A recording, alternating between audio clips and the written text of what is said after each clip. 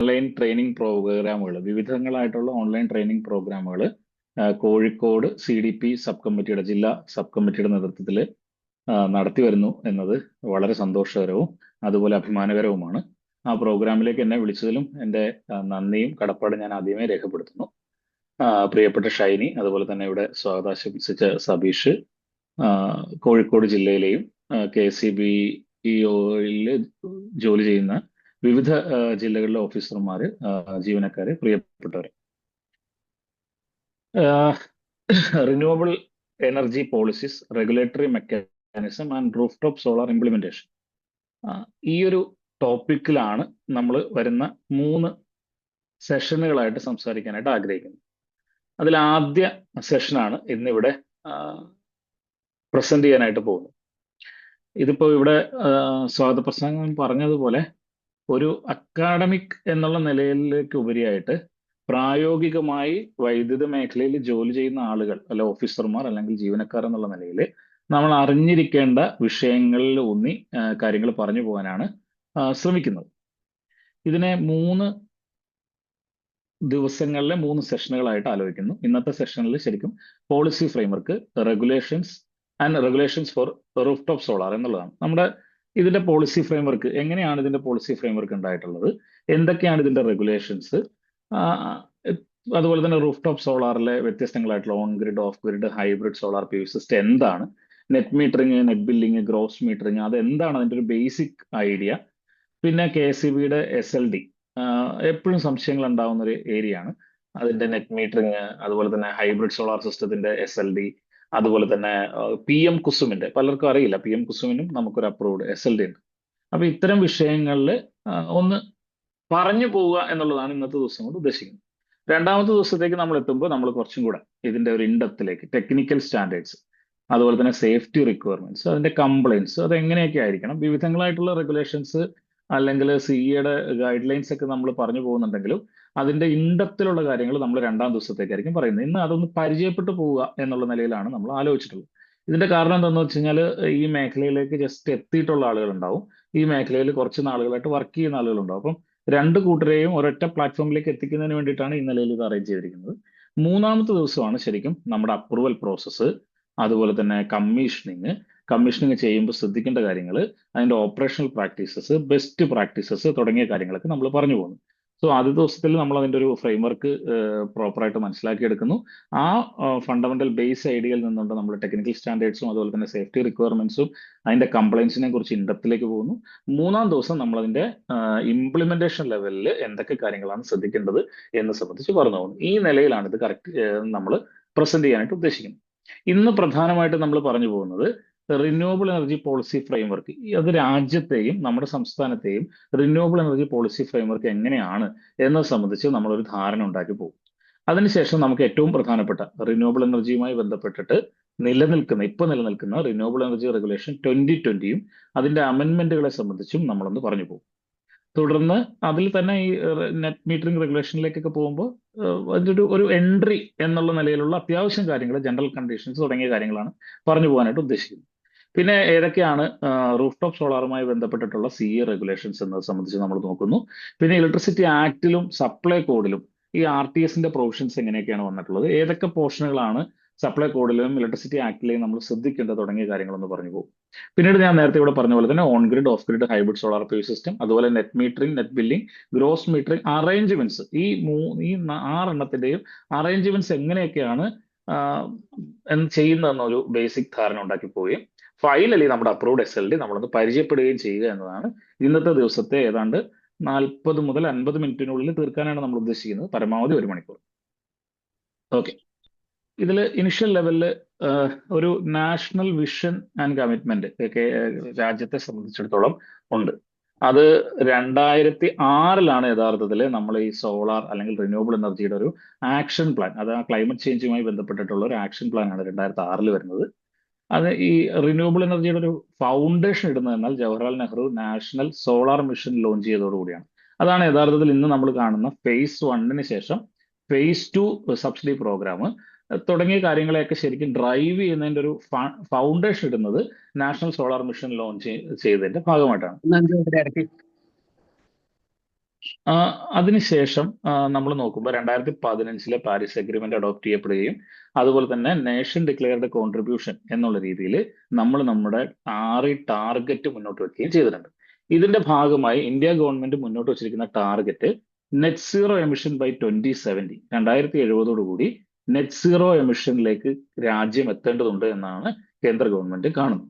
അതുപോലെ തന്നെ എമിഷനെ നമ്മൾ GDP-യും എമിഷനും തമ്മിൽ ബന്ധമുണ്ട്. നമുക്ക് അറിയാവുന്ന പോലെ തന്നെ രാജ്യത്തെ ലോകത്തിലെ അല്ലെങ്കിൽ രാജ്യത്തെ തന്നെ ഇൻഡസ്ട്രിയൽ റെവല്യൂഷൻസ് ഉണ്ടാവുന്നതിന്റെ ഭാഗമായിട്ട് അല്ലെങ്കിൽ അതിന്റെ ഗ്രോത്തിന്റെ ഭാഗമായിട്ട് കാർബൺ എമിഷൻ ഉണ്ടാവും. ഈ കാർബൺ എമിഷന്റെ ഇന്റൻസിറ്റി എന്ന് പറയുന്നത് ആ GDP ആയിട്ടുള്ള ബന്ധത്തിന്റെ 45% ചുരുക്കി കൊണ്ടുവരണം എന്ന നിലയിലാണ് ഒരു ടാർഗറ്റ് എടുത്തിരിക്കുന്നത്. അതുപോലെ തന്നെ 2030 മീഡിയം ലെവൽ എന്നുള്ള രീതിയിൽ അന്ന് എടുത്തിട്ടുള്ള ഒരു സാധനമായിരുന്നു. 2030 50% ഇലക്ട്രിക് പവർ ഇൻസ്റ്റലേഷന്റെ 50%വും റിന്യൂവബിൾ എനർജിയിലായിരിക്കണം എന്നുള്ളത്. അതിപ്പോൾ ഓൾറെഡി അച്ചീവ് ചെയ്ത് കഴിഞ്ഞു എന്നതാണ് നമ്മുടെ ഇപ്പോഴത്തെ നിലവിലെ രാജ്യത്തിന്റെ സംവിധാനം എടുത്തു നോക്കുമ്പോൾ നമുക്ക് ഏതാണ്ട് 500 ഗിഗാവാട്ടോളമാണ് ഇപ്പോൾ 500 ഗിഗാവാട്ടോളമാണ്. അതിൽ 250 252 ഗിഗാവാട്ടോളം നമുക്ക് റിന്യൂവബിൾ എനർജിയിലേക്ക് എത്തിക്കാനായിട്ട് സാധിച്ചിട്ടുണ്ട്. ഇനി നോൺ ഫോസിൽ ഫ്യൂവൽസ് 2030 500 ഗിഗാവാട്ടിൽ എത്തണം എന്നാണ് കേന്ദ്ര ഗവൺമെന്റ് കാണുന്നത്. അതുപോലെ അതിന്റെ കൂട്ടത്തിൽ ആഡ് ചെയ്തിട്ടുള്ള ഒരു സാധനം കൂടിയാണ് എനർജി ആക്സസ് ടു ഓൾ എന്ന് പറയുന്നത്. കേരളമൊക്കെ എനർജി ആക്സസ് ടു ഓളിൽ വളരെ മുന്നേ 2017 എത്തിച്ചേർന്നിട്ടുള്ള സംസ്ഥാനമാണ്. കേരളം എല്ലാ കാര്യങ്ങളിലും ഇത്തരം കാര്യങ്ങളിലെല്ലാം തന്നെ മാതൃകയാണ് എന്നുള്ളത് ഇവിടെ നിന്ന് സൂചിപ്പിച്ചു പോവുകയാണ്. ഇതിന്റെ നോക്കുമ്പോൾ ഇത് ഇംപ്ലിമെന്റ് ചെയ്യുന്നതിന്റെ ഭാഗമായിട്ടാണ് ശരിക്കും പറഞ്ഞു കഴിഞ്ഞാൽ പ്രവർത്തിക്കേണ്ട പ്രധാനപ്പെട്ട ആളുകൾ എന്ന് പറയുന്നത് ഒന്ന് നാഷണൽ ഇലക്ട്രിസിറ്റി പ്ലാനിന്റെ ഭാഗമായിട്ട് റിന്യൂവബിൾ എനർജി വരേണ്ടതുണ്ട്. അതുപോലെ സ്റ്റേറ്റ് ഇലക്ട്രിസിറ്റി പ്ലാനുകളുടെ ഭാഗമായിട്ട് വരേണ്ടതുണ്ട്. പിന്നെ ഈ സെൻട്രൽ ഇലക്ട്രിസിറ്റി റെഗുലേറ്ററി കമ്മീഷൻ ആയാലും സ്റ്റേറ്റ് ഇലക്ട്രിസിറ്റി റെഗുലേറ്ററി കമ്മീഷനുകളായാലും ഇവരൊക്കെ ഇത്തരം റിന്യൂവബിൾ എനർജിയെ പ്രോത്സാഹിപ്പിക്കുന്ന തരത്തിലേക്ക് ഇടപെടലുകൾ അതിപ്പം താരിഫ് സ്ട്രക്ചറിലായാലും അതല്ല ഇതിന്റെ ഈസ് ഓഫ് ഡൂയിങ് ബിസിനസിന്റെ പ്രൊസീജിയറിന്റെ ഈസ് ഓഫ് ഡൂയിങ് ബിസിനസിന്റെ ഭാഗമായാലും ഒക്കെ അത് മാൻഡേറ്റഡ് ആണ്. അത് ഇലക്ട്രിസിറ്റി ആക്ട് 2003 വരുമ്പോൾ മുതൽ മാൻഡേറ്റഡ് ആണ് എന്നുള്ളത് നമ്മൾ വരുന്ന സ്ലൈഡുകളിൽ നമ്മൾ മനസ്സിലാക്കും. എന്തായാലും rapid growth in our capacity എന്ന് പറയുന്നത് നമ്മൾ ഇപ്പോൾ അച്ചീവ് ചെയ്തുകൊണ്ടിരിക്കുന്ന ഒരു കാര്യമാണ്. അത് തുടരുകയും ചെയ്യണം എന്നതാണ് പൊതുവിൽ രാജ്യത്തെ ഒരു റിന്യൂവബിൾ എനർജി പോളിസി എന്നത് സംബന്ധിച്ച് നമുക്ക് വളരെ ചുരുക്കി പറയാനായിട്ട് സാധിക്കുന്ന കാര്യങ്ങൾ. അതിൽ റൂഫ് ടോപ്പ് സോളാറിന്റെ ഒരു പ്രൊമോഷൻ, അതുപോലെ ഡിസ്ട്രിബ്യൂട്ടഡ് റിന്യൂവബിൾ എനർജി ആക്സസും ഗ്രിഡ് സപ്പോർട്ട്, അതുപോലെ തന്നെ ഗ്രിഡ് ഇന്റഗ്രേഷൻ സ്ട്രെങ്തൻ ചെയ്യുക തുടങ്ങിയ ഒട്ടേറെ കാര്യങ്ങൾ ചെയ്തു വന്നിട്ടാണ് ഇതിനെ മുന്നോട്ട് കൊണ്ടുപോകാനായിട്ട് ഉദ്ദേശിക്കുന്നത്. അതിന്റെ ഭാഗമായിട്ട് ഇപ്പോൾ റിന്യൂവബിൾ പവർ പർച്ചേസ് ഒബ്ലിഗേഷൻ ആയാലും നമുക്കറിയാവുന്നതാണ്. അതായത് ഒരു ഡെസിഗ്നേറ്റഡ് എൻറ്റിറ്റീസ്, പ്രത്യേകിച്ച് ഇപ്പോൾ ഡിസ്കോമുകളാണെങ്കിൽ പുറത്തുനിന്ന് വൈദ്യുതി വാങ്ങുകയാണെങ്കിൽ അതിന്റെ നിശ്ചിത ശതമാനം റിന്യൂവബിൾ എനർജി ആയിരിക്കണം എന്ന നിലയിലാണ് റിന്യൂവബിൾ പവർ പർച്ചേസ് ഒബ്ലിഗേഷൻ കൊണ്ടുവന്നിട്ടുള്ളത്. ഈ renewable power purchase obligation achieve ചെയ്യുന്നവർക്ക് റിന്യൂവബിൾ എനർജി സർട്ടിഫിക്കറ്റ്സ് നൽകുന്നുണ്ട്. അത് അണ്ടർ അച്ചീവ് ചെയ്യുന്നവർക്ക് സംബന്ധിച്ചിടത്തോളം റിന്യൂവബിൾ എനർജി സർട്ടിഫിക്കറ്റ്സ് മാർക്കറ്റിൽ നിന്ന് വാങ്ങുന്നതിനുള്ള ഫെസിലിറ്റീസ് ചെയ്തിട്ടുണ്ട്. അതുപോലെ ഗ്രീൻ ഓപ്പൺ ആക്സസ് എന്ന് പറയുന്ന കൺസെപ്റ്റ് കൊണ്ടുവന്നിട്ട് ഇപ്പോൾ കേരളത്തിലാണ് ഗ്രീൻ ഓപ്പൺ ആക്സസ് കൺസെപ്റ്റ് 77 പൈസ കൊടുത്തു കഴിഞ്ഞാൽ നിങ്ങൾക്ക് ഓരോ യൂണിറ്റിനും 77 പൈസ അധികം കൊടുത്തു കഴിഞ്ഞാൽ ഗ്രീൻ എനർജി എന്നുള്ള രീതിയിൽ നമുക്ക് ലഭ്യമാകുന്ന സാഹചര്യമുണ്ട്. അതുപോലെ തന്നെ ഈ ISTSന്റെ ഗ്രീൻ എനർജി കോറിഡോർ വരുന്നു. Inter state transmission charges renewable energy ആണെങ്കിൽ 2028 ജൂൺ വരെ അത് വേവ് ചെയ്തിട്ടുണ്ട്. തുടങ്ങിയ ഒട്ടേറെ എന്താ പറയാ ഇംപ്ലിമെന്റേഷൻസ് ഇതിന്റെ ഇംപ്രൂവ്മെന്റിന് വേണ്ടിയിട്ട് ചെയ്തു പോകുന്ന ഒരു സാഹചര്യമാണ് രാജ്യത്താകമാനം നിലനിൽക്കുന്നത്. ഞാൻ നേരത്തെ സൂചിപ്പിച്ച പോലെ തന്നെ കേരളത്തിലേക്ക് എത്തുമ്പോൾ കേരളം ശരിക്കും ഇതിന്റെ ഒരു ഫ്രണ്ട് റണ്ണറാണ്.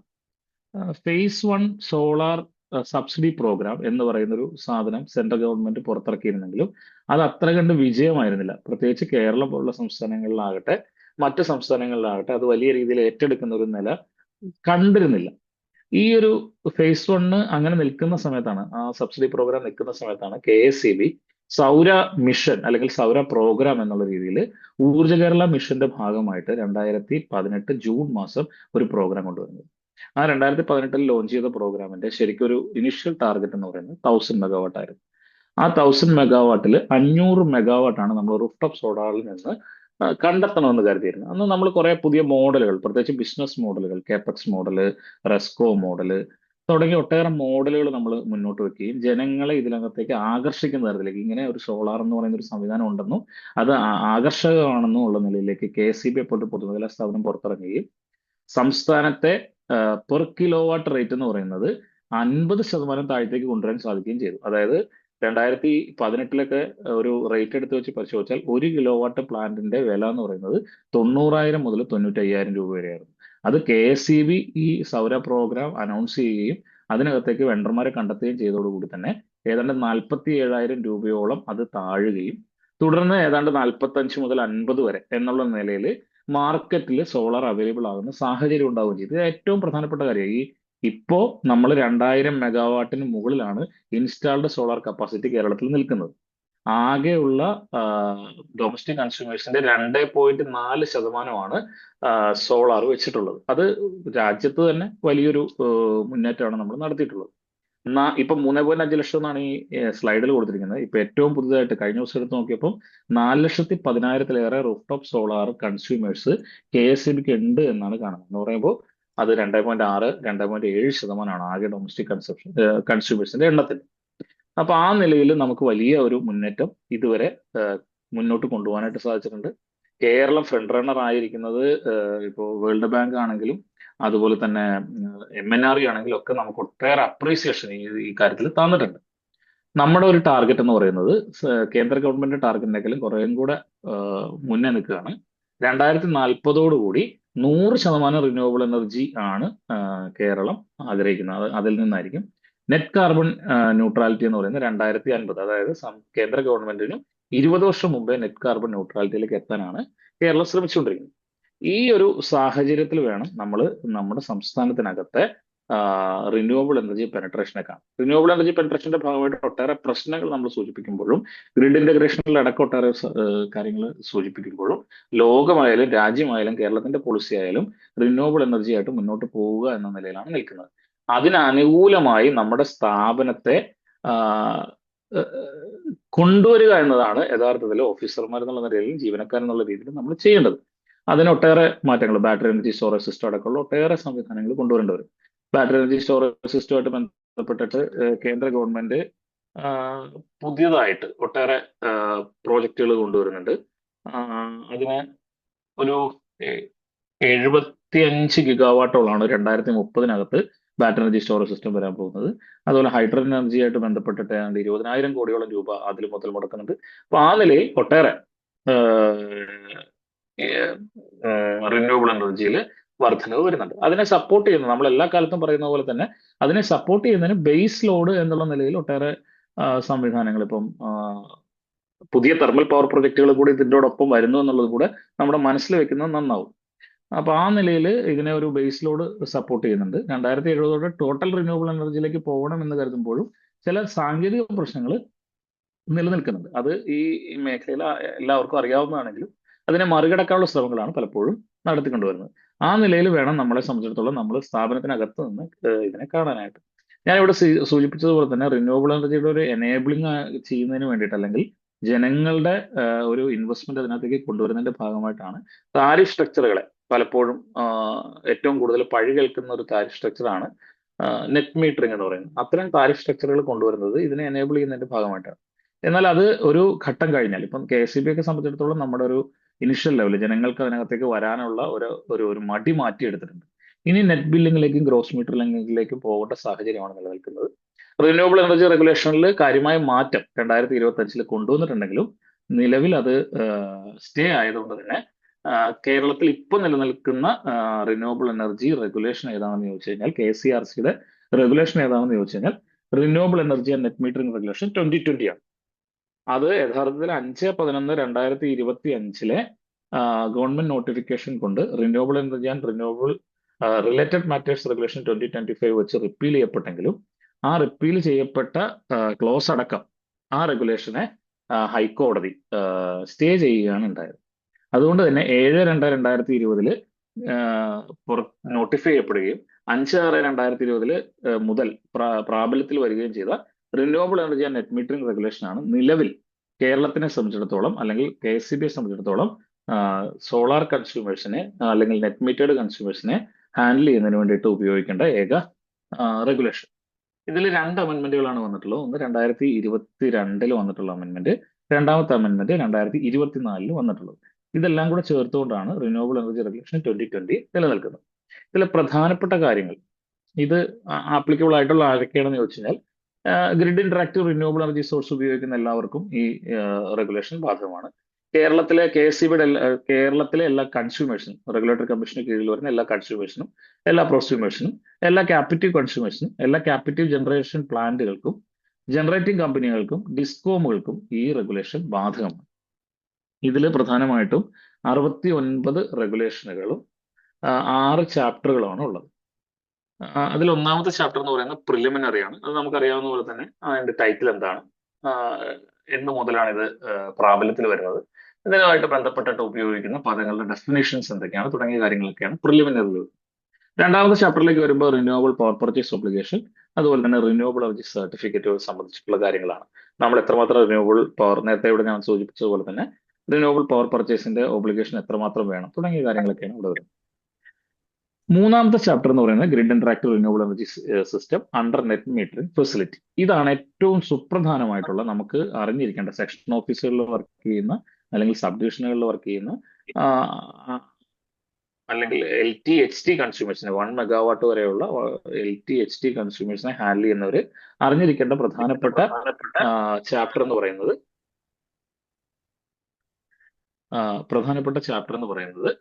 മൂന്നാമത്തെ ചാപ്റ്റർ ആയിട്ടുള്ള ഗ്രിഡ് ഇന്ററാക്റ്റീവ് റിന്യൂവബിൾ എനർജി സിസ്റ്റമാണ്. നാലാമത്തെ ചാപ്റ്റർ എന്ന് പറഞ്ഞാൽ 1 മെഗാവാട്ടിന് മേളിലുള്ള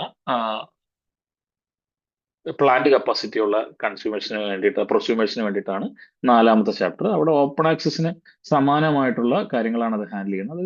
സാധാരണഗതിയിൽ അത്തരം ആപ്ലിക്കേഷനുകൾ വാങ്ങുകയും പ്രോസസ്സ് ചെയ്യുകയൊക്കെ ചെയ്യുന്നത് അതാത് സ്ഥലങ്ങളിലെ ഡിസ്ട്രിബ്യൂഷൻ സിഇയുടെ ഓഫീസുകളിലാണ്.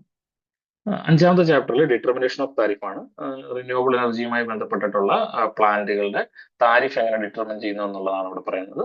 ആറാമത്തെ ചാപ്റ്ററിൽ മിസ്ലേനിയസ് പ്രൊവിഷൻസ് ആണ്. ഇതിന്റെ എന്താ പറയുന്നത്, റൈറ്റ് ടു ഓൾട്ടർ റെഗുലേഷൻ തുടങ്ങിയ കാര്യങ്ങളൊക്കെയാണ് ആറാമത്തെ ചാപ്റ്ററിൽ പറയുന്നത്.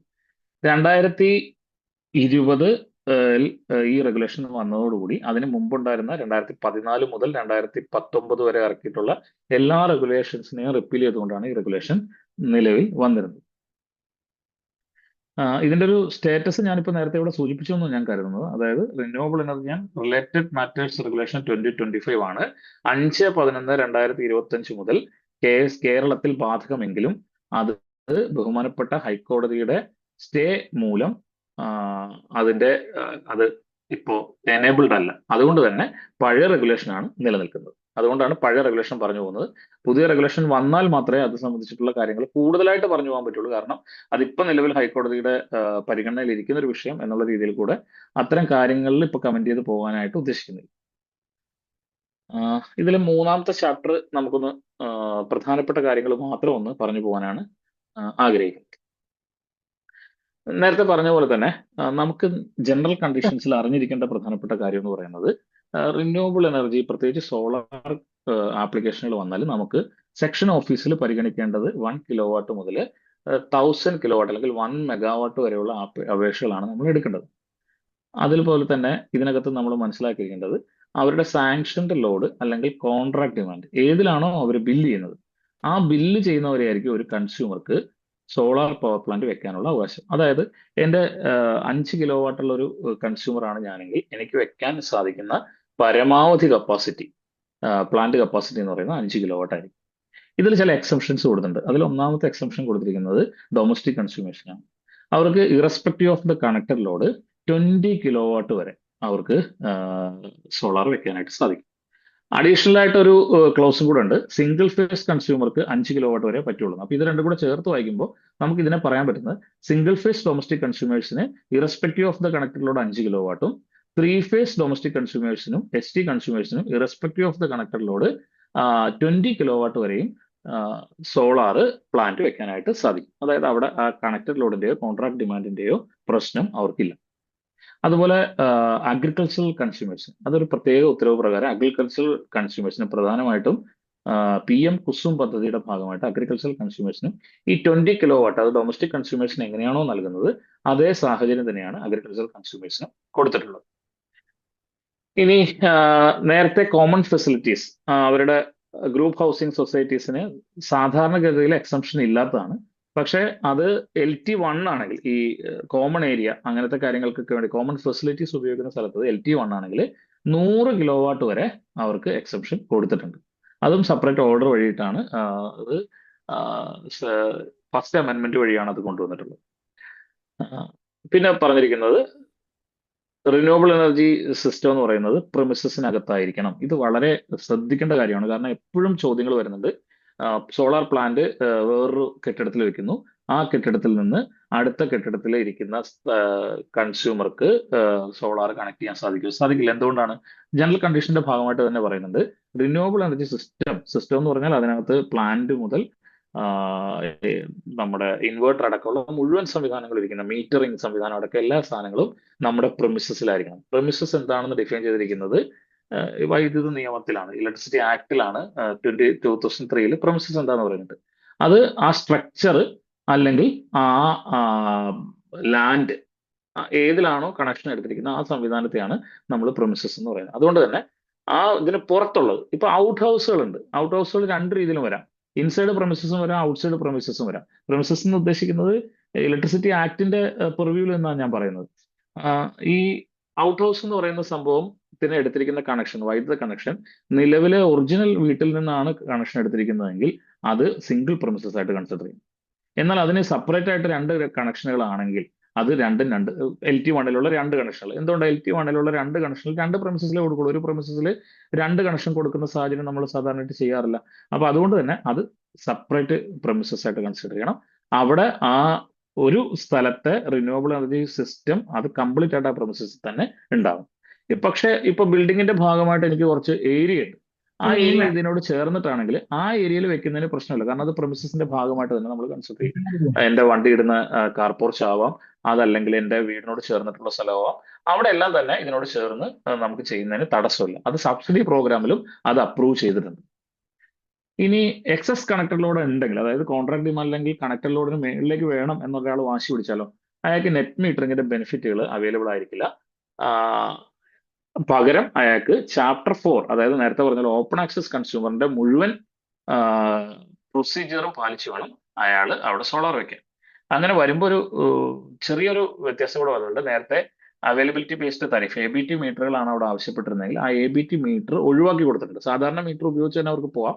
പക്ഷെ ചാപ്റ്റർ 4 പ്രകാരമുള്ളതായിരിക്കും. അപ്പൊ ഇപ്പോ നിലവിൽ ലഭ്യമായിക്കൊണ്ടിരിക്കുന്നത് അല്ലെങ്കിൽ നേരത്തെ ചാപ്റ്റർ 3 പ്രകാരമുള്ള മീറ്ററുകളുടെ എല്ലാ ബെനിഫിറ്റുകളും അവർക്ക് ലഭ്യമാവില്ല. ആ, ഇത് ഇത്രയും കാര്യങ്ങൾ ഏറ്റവും പ്രധാനമായിട്ട് അറിഞ്ഞിരിക്കേണ്ടതാണ്.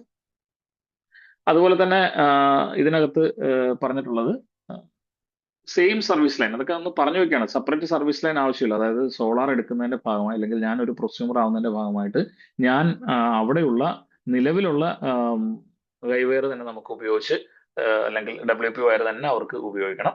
അത് എന്തെങ്കിലും തരത്തിലുള്ള എൻഹാൻസ്മെന്റ് ആവശ്യമുണ്ടെങ്കിൽ ആ കപ്പാസിറ്റിക്കകത്ത് നമ്മൾ കൊടുത്തിട്ടുണ്ടെങ്കിൽ ആ കപ്പാസിറ്റി എൻഹാൻസ്മെന്റ് KSEB തന്നെ ചെയ്യേണ്ടതായിട്ടുണ്ട്. പിന്നെ ബാങ്കിങ് ഓഫ് എനർജി പറയുന്നുണ്ട്. അതായത് നിങ്ങൾ ഒരു മാസം ഉൽപ്പാദിപ്പിക്കുന്ന സാധനം അത് അതേ മാസത്തിൽ നിങ്ങൾ ഉപയോഗിച്ച് തീർന്നില്ല എങ്കിൽ തൊട്ടടുത്ത മാസത്തേക്ക് നമുക്ക് ബാങ്ക് ഇങ്ങനെ ബാങ്ക് ചെയ്യുന്നത് ഇയർലി നമുക്ക് ഇത് ബാങ്ക് ചെയ്ത് പോകാൻ പറ്റും. ഏപ്രിൽ മാസം 1-ാം തീയതി മുതൽ മാർച്ച് മാസം 31 വരെ അതാണ് നമ്മുടെ സെറ്റിൽമെന്റ് പീരീഡ്. ഈ സെറ്റിൽമെന്റ് പീരീഡിനകത്ത് നിങ്ങൾക്ക് ബാങ്ക് ചെയ്യാം. എന്നിട്ട് എന്ത് ചെയ്യും? മാർച്ച് മാസം 31-ാം തീയതി തീരുന്ന അല്ലെങ്കിൽ ഏപ്രിൽ 1-ാം തീയതി എടുക്കുന്ന റീഡിങ്ങിന്റെ അടിസ്ഥാനത്തിൽ നമ്മൾ അതുവരെയുള്ളത് നമ്മളവിടെ സെറ്റിൽ ചെയ്യും. മെയ് മാസം 1-ാം തീയതി മുതൽ അത് സെറ്റിൽ ചെയ്യാന്ന് പറഞ്ഞാൽ നമ്മൾ അതിന് average pooled power purchase cost കൊടുക്കും. നിലവിൽ average pooled power purchase cost ഈ വർഷത്തെ ആവറേജ് പൂൾഡ് പവർ പർച്ചേസ് കോസ്റ്റിന്റെ കാര്യത്തിൽ ചെറിയ സംശയമുണ്ട്. കാരണം കഴിഞ്ഞ വർഷം നമ്മൾ 3 രൂപ 26 പൈസയാണ് കൊടുത്തത്. ഈ പ്രാവശ്യം എന്താ പ്രശ്നം എന്ന് വെച്ച് കഴിഞ്ഞാൽ നേരത്തെ പറഞ്ഞ പോലെ തന്നെ പുതുക്കിയ റെഗുലേഷൻ പ്രകാരം വരുന്ന 25 വർഷത്തെ വരുന്ന കൺട്രോൾ പീരീഡിലേക്ക് മുഴുവനുള്ള average pooled power purchase cost already ആ റെഗുലേഷന്റെ ഭാഗമായിട്ട് വന്നിട്ടുണ്ട്. പുതിയ റെഗുലേഷന്റെ ഭാഗമായിട്ട്. പക്ഷെ ആ പുതിയ റെഗുലേഷന്റെ ഭാഗമായിട്ട് അത് വന്നിട്ടുണ്ടെങ്കിലും അതിപ്പോ ഹൈക്കോടതിയുടെ പരിഗണനയിൽ ഇരിക്കുന്നതുകൊണ്ട് തന്നെ APPC റേറ്റ് ഇതുവരെ ഫൈനലൈസ് ചെയ്തിട്ടില്ല എന്നുള്ളതാണ് മനസ്സിലാക്കുന്നത്. അതുകൊണ്ട് തന്നെ ഇപ്പൊ ഈ അവസാനിച്ച കഴിഞ്ഞ ഫിനാൻഷ്യൽ ഇയറിലെ സെറ്റിൽമെന്റ് ആയിട്ട് ബന്ധപ്പെട്ടിട്ടുള്ള സംശയങ്ങൾ ഇഷ്ടംപോലെ വരുന്നുണ്ട്. പക്ഷെ അത് നൽകിയിട്ടില്ല, അല്ലെങ്കിൽ അതിന്റെ average pulled power purchase cost സംബന്ധിച്ച് തർക്കം നിൽക്കുന്നതിനാൽ ഇപ്പോ ആ സെറ്റിൽഡ് എമൗണ്ട് കൊടുത്തിട്ടില്ല എന്നുള്ളതാണ്, സറണ്ടർ ചെയ്യാനായിട്ട് അവർക്ക് സാധിച്ചിട്ടില്ല എന്നുള്ളൊരു പ്രശ്നമുണ്ട്. അത് ബാങ്ക് ചെയ്ത് കിടപ്പുണ്ട്. എപ്പോഴാണോ റേറ്റ് വരുന്നത് ആ റേറ്റ് 1 മന്തിനകത്ത് 30 ദിവസത്തിനകത്ത് നമ്മളത് കൊടുത്തു തീർക്കേണ്ടതുണ്ട്. ഇനി വീലിംഗ് സംബന്ധിച്ചിട്ടാണ്. വീലിംഗ് എന്ന് പറയുന്ന സാധനം പുതിയ റെഗുലേഷനിലുണ്ട്. പക്ഷെ അത് ഗ്രൂപ്പ് നെറ്റ് മീറ്ററിംഗ് എന്നുള്ള നിലയിലാണ്. അങ്ങനെ വീല് ചെയ്യുമ്പോൾ അത് നെറ്റ് മീറ്ററിംഗ് ഉള്ള ആപ്ലിക്കബിൾ ആയിട്ടുള്ള കൺസ്യൂമേഴ്സിന് മാത്രമേ പുതിയ റെഗുലേഷൻ പ്രകാരമുള്ളൂ. എന്ന് പറഞ്ഞാൽ ഡൊമസ്റ്റിക് കൺസ്യൂമേഴ്സിനും അഗ്രികൾച്ചറൽ കൺസ്യൂമേഴ്സിനും ഇൻഡസ്ട്രിയൽ കൺസ്യൂമേഴ്സിനും മാത്രമേ വീലിംഗ് ഉള്ളൂ. അതാത് സ്ഥലങ്ങളിലേക്ക് മാത്രമേ വീൽ ചെയ്യാൻ പറ്റുള്ളൂ. വേറൊരു താരിഫിലേക്ക് വീൽ ചെയ്യാൻ പറ്റില്ല. ഇതൊക്കെയാണ് പുതിയ റെഗുലേഷൻ. വരാനിരിക്കുന്ന റെഗുലേഷൻ ആണ് ഞാൻ പറഞ്ഞത്. അത് അല്ലെങ്കിൽ ഇപ്പോൾ സ്റ്റേ ചെയ്തിരിക്കുന്ന റെഗുലേഷൻ. പക്ഷെ പഴയ റെഗുലേഷൻ പ്രകാരം ഏത് കൺസ്യൂമർ, എവിടെയാണോ പ്രൊസ്യൂമർ ഒരു സോളാർ പ്ലാന്റ് വെച്ചിരിക്കുന്നത്, അതൊരു പക്ഷേ അത് എങ്ങനെ വേണമെങ്കിലും അയാൾക്ക് ആ സോളാർ പ്ലാന്റ് വെക്കാം, എവിടെ വേണമെങ്കിലും അയാൾക്ക് സോളാർ പ്ലാന്റ് വെക്കാം. അങ്ങനെ സോളാർ പ്ലാന്റ് വെച്ചിട്ടുണ്ടെങ്കിൽ ആ സോളാർ പ്ലാന്റ് ആ എവിടെയാണോ വെച്ചിരിക്കുന്നത് അവിടുത്തെ ഉപയോഗത്തിന് ശേഷം ബാക്കിയുണ്ടെങ്കിൽ അത് അയാൾക്ക് അയാളുടെ ഹിസ് ഓൺ പ്രമിസസിൽ, അവിടെ വളരെ ക്ലിയർ ആയിട്ടുണ്ട്, another premises owned by him, അങ്ങോട്ടേക്ക് അയാൾക്ക് ട്രാൻസ്ഫർ ചെയ്യാം. ഇതൊരു ഉദാഹരണം വെച്ച് പറയാം. ഇപ്പൊ എനിക്ക് കോഴിക്കോട് ഒരു വാടക കെട്ടിടം ഉണ്ടെന്ന് കരുതുക. അവിടെ എനിക്ക് സോളാർ വെക്കുന്നതിൽ തടസ്സമില്ല. എന്തുകൊണ്ടാ? അവിടെ സോളാർ വെക്കുന്നതിന് ഞാനൊരു കൺസ്യൂമർ ആയാൽ മതി. ഏതൊരു കൺസ്യൂമറിനും പ്രൊസ്യൂമറായി മാറുന്നതിന് വേറെ തടസ്സങ്ങളൊന്നും തന്നെ ഇല്ല. അപ്പൊ ഞാൻ എന്റെ പേരിൽ സർവീസ് കണക്ഷൻ എടുക്കുന്നു. ഞാനൊരു വാടകക്കാരനാണെങ്കിൽ എനിക്ക് സർവീസ് കണക്ഷൻ കിട്ടും. ആ സർവീസ് കണക്ഷന്റെ അടിസ്ഥാനത്തിൽ എനിക്ക് അവിടെ സോളാർ എടുക്കുന്നതിന് തടസ്സം. അതിനുശേഷം എന്റെ വീട് ആലപ്പുഴയിലാണെങ്കിൽ ആ വീട്ടിലേക്ക്, ആ വീടെന്ന് പറഞ്ഞാൽ ഞാൻ ഓൺ ചെയ്യണം. ഞാൻ അവിടെ താമസിച്ചാൽ പോരാ, എന്റെ പേരിൽ കണക്ഷൻ ഉണ്ടായാൽ പോരാ, അതിന്റെ അബ്സല്യൂട്ട് ഓണർഷിപ്പ് എനിക്ക് ഉണ്ടാവണം. ഞാനിപ്പോ താമസിക്കുന്നത് എന്റെ അമ്മയുടെ പേരിലുള്ള വീട്ടിലാണ്. അപ്പൊ എന്നെ സംബന്ധിച്ചിടത്തോളം എനിക്ക് വീൽ ചെയ്യാൻ പറ്റില്ല. മറിച്ച് അത് എന്റെ പേരിലാണെങ്കിൽ എനിക്കത് വീൽ ചെയ്തെടുക്കാനായിട്ട് പറ്റും. അപ്പോൾ ഇനി ജോയിന്റ് ഓണർഷിപ്പ് ആണെങ്കിലും എന്റെ അമ്മയുടെ പേരിലാണെങ്കിലും അപ്പോഴും പ്രശ്നമില്ല. കാരണം അവിടെ ഒരു അബ്സല്യൂട്ട് ഓണർഷിപ്പ് നിലനിൽക്കുന്നുണ്ട്. അതുകൊണ്ട് തന്നെ വീൽ ചെയ്യുന്നതിന് വേറെ തടസ്സമില്ല. ഈ വീലിംഗ് സംബന്ധിച്ച് ഒട്ടേറെ സംശയങ്ങൾ വരുന്നതുകൊണ്ടാണ് അതൊന്ന് ഡീറ്റെയിൽഡ് ആയിട്ട് പറഞ്ഞത്. ഒറ്റ കാര്യമുള്ളൂ, നമ്മൾ എവിടെയാണോ വെക്കുന്നത് അവിടുത്തെ അഡ്ജസ്റ്റ്മെന്റിന് ശേഷം മാത്രം ബാക്കിയുണ്ടെങ്കിൽ മാത്രമേ അത് വീൽ ചെയ്യാനായിട്ട് സാധിക്കുള്ളൂ. അത് irrespective of the category of tariff നമുക്ക് വീൽ ചെയ്യാൻ സാധിക്കും ഇപ്പൊ നിലവിൽ. വീലിങ്ങിന് രണ്ട് മൂന്ന് കാര്യങ്ങൾ ശ്രദ്ധിക്കേണ്ട. ഒന്ന്, വീലിംഗ് ചാർജ് ഉണ്ട്. ഇപ്പൊ വീലിംഗ് ചാർജ് തീരുമാനിക്കപ്പെടുന്ന വർഷങ്ങളിലെ ഓരോ വർഷങ്ങളിലെയും താരിഫ് ഓർഡർ പ്രകാരമാണ് വീലിംഗ് ചാർജ് തീരുമാനിക്കുന്നത്. താരിഫ് ഓർഡറിൽ അതിന്റെ കൂട്ടത്തിൽ ഉണ്ടാവും. ഇപ്പൊ 2027 വരെയുള്ള താരിഫിൽ 64 പൈസയാണ് വീലിംഗ് ചാർജ് ആയിട്ട്, അല്ലെങ്കിൽ ഡിസ്ട്രിബ്യൂഷൻ ചാർജ് ആയിട്ട്. വീലിംഗ് ചാർജ് എന്ന് പറയുന്നത് ഡിസ്ട്രിബ്യൂഷൻ ചാർജ് ആണ്. ട്രാൻസ്മിഷൻ ചാർജ് എന്ന് പറയുന്ന പോലെ തന്നെ പറയുന്ന ഒരു സാധനമാണ് വീലിംഗ് ചാർജ്. പെർ യൂണിറ്റ് 64 പൈസയാണ് വീലിംഗ് ചാർജ് ആയിട്ട് വരുന്നത്. അതുപോലെ തന്നെ ഡിസ്ട്രിബ്യൂഷൻ ലോസ് ഉണ്ട്. LT to LT ആണ് നിങ്ങൾ വീൽ ചെയ്യുന്നുണ്ടെങ്കിൽ ഒരു ചാർജ് ആണ്. LT to HT ആണെങ്കിൽ വ്യത്യാസമുണ്ട്. HT to HT ആണെങ്കിലും വ്യത്യാസമുണ്ട്. പരമാവധി 8.8% വരെയാണ് വീലിംഗ് ഡിസ്ട്രിബ്യൂഷൻ ലോസ് ആയിട്ട് വരുന്നത്. ഇനി കൺഫ്യൂഷൻ ഉള്ള ഒരു ഏരിയ എന്ന് പറയുന്നത് പ്ലാന്റ് കപ്പാസിറ്റി അല്ലെങ്കിൽ ഇൻവേർട്ടർ കപ്പാസിറ്റി. പ്ലാന്റ് കപ്പാസിറ്റി എന്താണെന്ന് സംബന്ധിച്ചിട്ടാണ് പലപ്പോഴും സംശയം വരുന്നത്. പുതുക്കിയ റെഗുലേഷനിൽ ഈ കൺഫ്യൂഷൻ വളരെ സിംപ്ലിഫൈ ചെയ്തിട്ടുണ്ട്. ഇൻവേർട്ടർ കപ്പാസിറ്റി എത്രയാണോ അതായിരിക്കും 2025 റെഗുലേഷൻ വന്നു കഴിഞ്ഞാൽ പ്ലാന്റ് കപ്പാസിറ്റി ആയിട്ട് വരുന്നത്. പക്ഷെ നിലവിലെ സാഹചര്യത്തില് AC കപ്പാസിറ്റി എന്ന് പറഞ്ഞാൽ ഇൻവേർട്ടറിന്റെ capacity or 85% of the DC capacity, അതായത് solar plant capacity, which is lower, which is higher, ഏതാണോ ഹയർ അതായിരിക്കും കപ്പാസിറ്റി ആയിട്ട്, പ്ലാന്റ് കപ്പാസിറ്റി ആയിട്ട് എടുക്കുക. ഒരു ഉദാഹരണം എടുക്കുക. ഒരു ഇൻവേർട്ടർ ഉണ്ടെന്ന് കരുതുക. അത് 5 കിലോ വാട്ടിന്റെ ഇൻവേർട്ടറാണ്. അവിടെ 535 വാട്ടുള്ള 10 പാനലുകൾ വെച്ചു എന്ന് കരുതുക. ഇവിടെ നോക്കുമ്പോൾ ഇൻവെർട്ടർ കപ്പാസിറ്റിയേക്കാളും മേളിലാണ് സോളാർ കപ്പാസിറ്റി, അല്ലെങ്കിൽ AC കപ്പാസിറ്റിയേക്കാളും കൂടുതലാണ് DC കപ്പാസിറ്റി. പക്ഷെ DC കപ്പാസിറ്റിക്ക് ഒരു കാര്യം ചെയ്തിട്ടുണ്ട്. അതിന്റെ 85% കൺസിഡർ ചെയ്താൽ മതി. എന്ന് പറഞ്ഞാൽ 5.35 കിലോ വാട്ടിന്റെ 85%, അതെന്ന് പറയുന്നത് ലെസ് ദാൻ 5 കിലോ വാട്ട് ആണ്, അല്ലെ? അതായത് ഇൻവെർട്ടർ കപ്പാസിറ്റിയേക്കാളും കുറവാണ്. അതുകൊണ്ട് എന്ത് ചെയ്യണം? ഇൻവെർട്ടർ കപ്പാസിറ്റിയാണ് അവിടെ എന്തായിട്ട് എടുക്കേണ്ടത്? പ്ലാന്റ് കപ്പാസിറ്റി ആയിട്ട് എടുക്കുന്നത്. നേരെ തിരിച്ച് ഇനി 535ന്റെ 12 പാനൽ അയാൾ വെച്ചിരുന്നെങ്കിലോ, അപ്പൊ അവിടുത്തെ total capacity of DC capacity എന്ന് പറഞ്ഞാൽ 6.42 ആവും. അതൊന്നും എന്റെ 85% എന്ന് പറയുന്നത് അറൌണ്ട് 5.5 കിലോ വാട്ട് ആണ്. ഈ 5.5 കിലോ വാട്ട് എന്ന് പറയുന്നത് ഗ്രേറ്റർ ദാൻ ഇൻവെർട്ടർ കപ്പാസിറ്റി ആയതുകൊണ്ട് നമ്മൾ ഏതെടുക്കണം? ഹയർ ആയിട്ടുള്ള സോളാർ കപ്പാസിറ്റി പ്ലാന്റ് കപ്പാസിറ്റി ആയിട്ട് എടുക്കും. സോളാർ PV പാനലിന്റെ കപ്പാസിറ്റി പ്ലാന്റ് കപ്പാസിറ്റി ആയിട്ട് എടുക്കണം. അപ്പോൾ പ്ലാൻ കപ്പാസിറ്റി അറിയാനായിട്ട് ഒരു ആപ്ലിക്കേഷൻ വന്നാൽ നമ്മൾ ഇത്രയും നോക്കേണ്ടതുള്ളൂ. അവരുടെ ഇൻവെർട്ടർ കപ്പാസിറ്റി നോക്കുക, അവരുടെ ടോട്ടൽ സോളാർ പി വി യുടെ എണ്ണവും അതിന്റെ പാനലിന്റെ കപ്പാസിറ്റി റേറ്റിംഗ് നോക്കുക. ഇത് തമ്മിൽ മൾട്ടിപ്ലൈ ചെയ്ത് കിട്ടുന്നതാണ് D C capacity. D C കപ്പാസിറ്റിയുടെ 85% ആണോ അതോ ഇൻവെർട്ടർ കപ്പാസിറ്റി ആണോ, ഏതാണോ ഹയർ അത് കൊടുക്കുക. ഇവിടെ ഇഷ്ടംപോലെ സംശയങ്ങൾ ആൾക്കാർ ചോദിക്കുന്നതാണ്. 20 കിലോ വാട്ടുള്ള ഒരു ഇൻവെർട്ടർ വെച്ചിരിക്കുന്നു, അവിടെ 10 kilo watt solar panel capacity കൊടുക്കാൻ പറ്റുമോ? റെഗുലേഷൻ വൈസ് നമുക്ക് അതിനെ തടയാൻ സാധിക്കില്ല, അത് കൊടുക്കാം. ആകെയുള്ള ഒരു പ്രശ്നം ഈ 10 kilo watt solar panel capacity എന്ന് പറഞ്ഞാൽ ഇൻ എഫക്ട് അതിനൊരു 8 കിലോ വാട്ടേ ഉണ്ടാവുള്ളൂ. എന്ന് പറഞ്ഞു കഴിഞ്ഞാൽ 20 കിലോ വാട്ടിന്റെ വളരെ ചെറിയ ഒരു 40% ആണ് പരമാവധി അതിൽ ലോഡ് ചെയ്യുക. അപ്പൊ ഇൻവേർട്ടറിനെയൊക്കെ പോലുള്ള സംവിധാനങ്ങളെ സംബന്ധിച്ചിടത്തോളം ഒരു 80% ഒക്കെ ലോഡ് ചെയ്താലാണ് അതിന്റെ ഔട്ട്പുട്ട് എന്ന് പറയുന്നത് കുറെ കൂടെ മാക്സിമൈസ് ചെയ്യാനായിട്ട് നമുക്ക് സാധിക്കുന്നത്, അല്ലെങ്കിൽ ലോസ് കൂടുതലായിരിക്കും. അപ്പം ശരിക്കും പറഞ്ഞു കഴിഞ്ഞാൽ കൺസ്യൂമറിന് നഷ്ടമാണ്, പക്ഷെ അത് വെക്കുന്നതിന് വേറെ തടസ്സമില്ല. ഇനി അതിനുശേഷം അയാൾക്ക് ഒരു 10 കിലോ വാട്ട് എപ്പോഴെങ്കിലും കയറ്റണമെങ്കിൽ എന്തായിരിക്കും പ്രൊസീജിയർ? അങ്ങനെ വരുമ്പോൾ പ്രത്യേകിച്ച് പ്രൊസീജിയർ ഒന്നും ലേ ഡൗൺ ചെയ്തിട്ടില്ല. ആകെ ചെയ്യേണ്ടത് 20 കിലോ വാട്ട് ഓൾറെഡി അയാൾക്ക് നമ്മൾ ഫീസിബിലിറ്റി കൊടുക്കുകയും അയാൾക്ക് 20 കിലോ വാട്ട് പ്ലാന്റ് കപ്പാസിറ്റി അനുവദിക്കുകയും ചെയ്തുകൊണ്ട് തന്നെ അഡീഷണൽ ആയി 10 kilo watt D C capacity add ചെയ്യുമ്പോൾ അയാൾ അതിന്റെ പുതുക്കിയ സ്കീം അല്ലെങ്കിൽ SLD, അതും നേരത്തെ പറഞ്ഞ പോലെ തന്നെ ബി ക്ലാസ് കോൺട്രാക്റ്റിൽ കുറയാത്ത ഒരാളെ കൊണ്ട് സൈൻ ചെയ്യിച്ച് നമ്മുടെ ഓഫീസിൽ അറിയിക്കുകയും നമ്മളത് വാങ്ങി വെക്കുകയും ചെയ്യണം. അത് മാത്രമേ നമുക്ക് ഇപ്പൊ ചെയ്യാനായിട്ടുള്ളൂ. ഇനി കൺഫ്യൂഷൻ വരുന്നത് സിംഗിൾ ഫേസ് കൺസ്യൂമർ ആണെങ്കിൽ 5 കിലോ വാട്ട് വരെ പ്ലാൻ കപ്പാസിറ്റി അയാൾക്ക് എടുക്കുന്നതിന് കുഴപ്പമില്ല. അതുപോലെ തന്നെ അത് സിംഗിൾ ഫേസ് ഇൻവെർട്ടർ അയാൾക്ക് യൂസ് ചെയ്യാൻ പറ്റും. കാരണം കണക്ടിവിറ്റി സൈഡിൽ 5 കിലോ വാട്ട് വരെയുള്ള പ്ലാന്റ് ആണെങ്കിൽ അത് സിംഗിൾ ഫേസ് 240 വോൾട്ട് ഔട്ട്പുട്ട് തന്നാൽ മതി. റിന്യൂവബിൾ എനർജി സിസ്റ്റത്തിന്റെ ഔട്ട്പുട്ട് 240 വോൾട്ട് മതി. 240 വോൾട്ട് മതി എന്ന് പറഞ്ഞാൽ അതിന്റെ അർത്ഥം എന്താണ്? അതിന്റെ അർത്ഥം എന്ന് പറയുന്നത് സിംഗിൾ ഫേസ് ഔട്ട്പുട്ട് മതി എന്നുള്ളതാണ്. എന്നാൽ അത് 100 കിലോ വാട്ട് വരെയുള്ള 3 ഫേസ് ആണെങ്കിലോ, അതായത് 3 ഫേസ് ആണെന്നുണ്ടെങ്കിൽ അത് 415 വോൾട്ട് ആയിരിക്കണം. 100 കിലോ വാട്ടിന് മേലുള്ള 3 ഫേസ് ആണെന്നുണ്ടെങ്കിൽ, അതായത് HT കൺസ്യൂമർ ആണെന്നുണ്ടെങ്കിൽ അതിന്റെ ഔട്ട്പുട്ട് എന്ന് പറയുന്നത് 11 kV അല്ലെങ്കിൽ 22 kV 33 kV ഏതാണോ അവിടെ ഉപയോഗിക്കുന്നത് അതിനനുസരിച്ചായിരിക്കണം നമ്മുടെ പ്ലാന്റിന്റെ ഔട്ട്പുട്ട് എന്ന് പറയുന്നത്. സോ ഇത് സിമ്പിൾ ആയിട്ട് ഓർത്തിരിക്കാൻ ഇത്രയേ ഉള്ളൂ.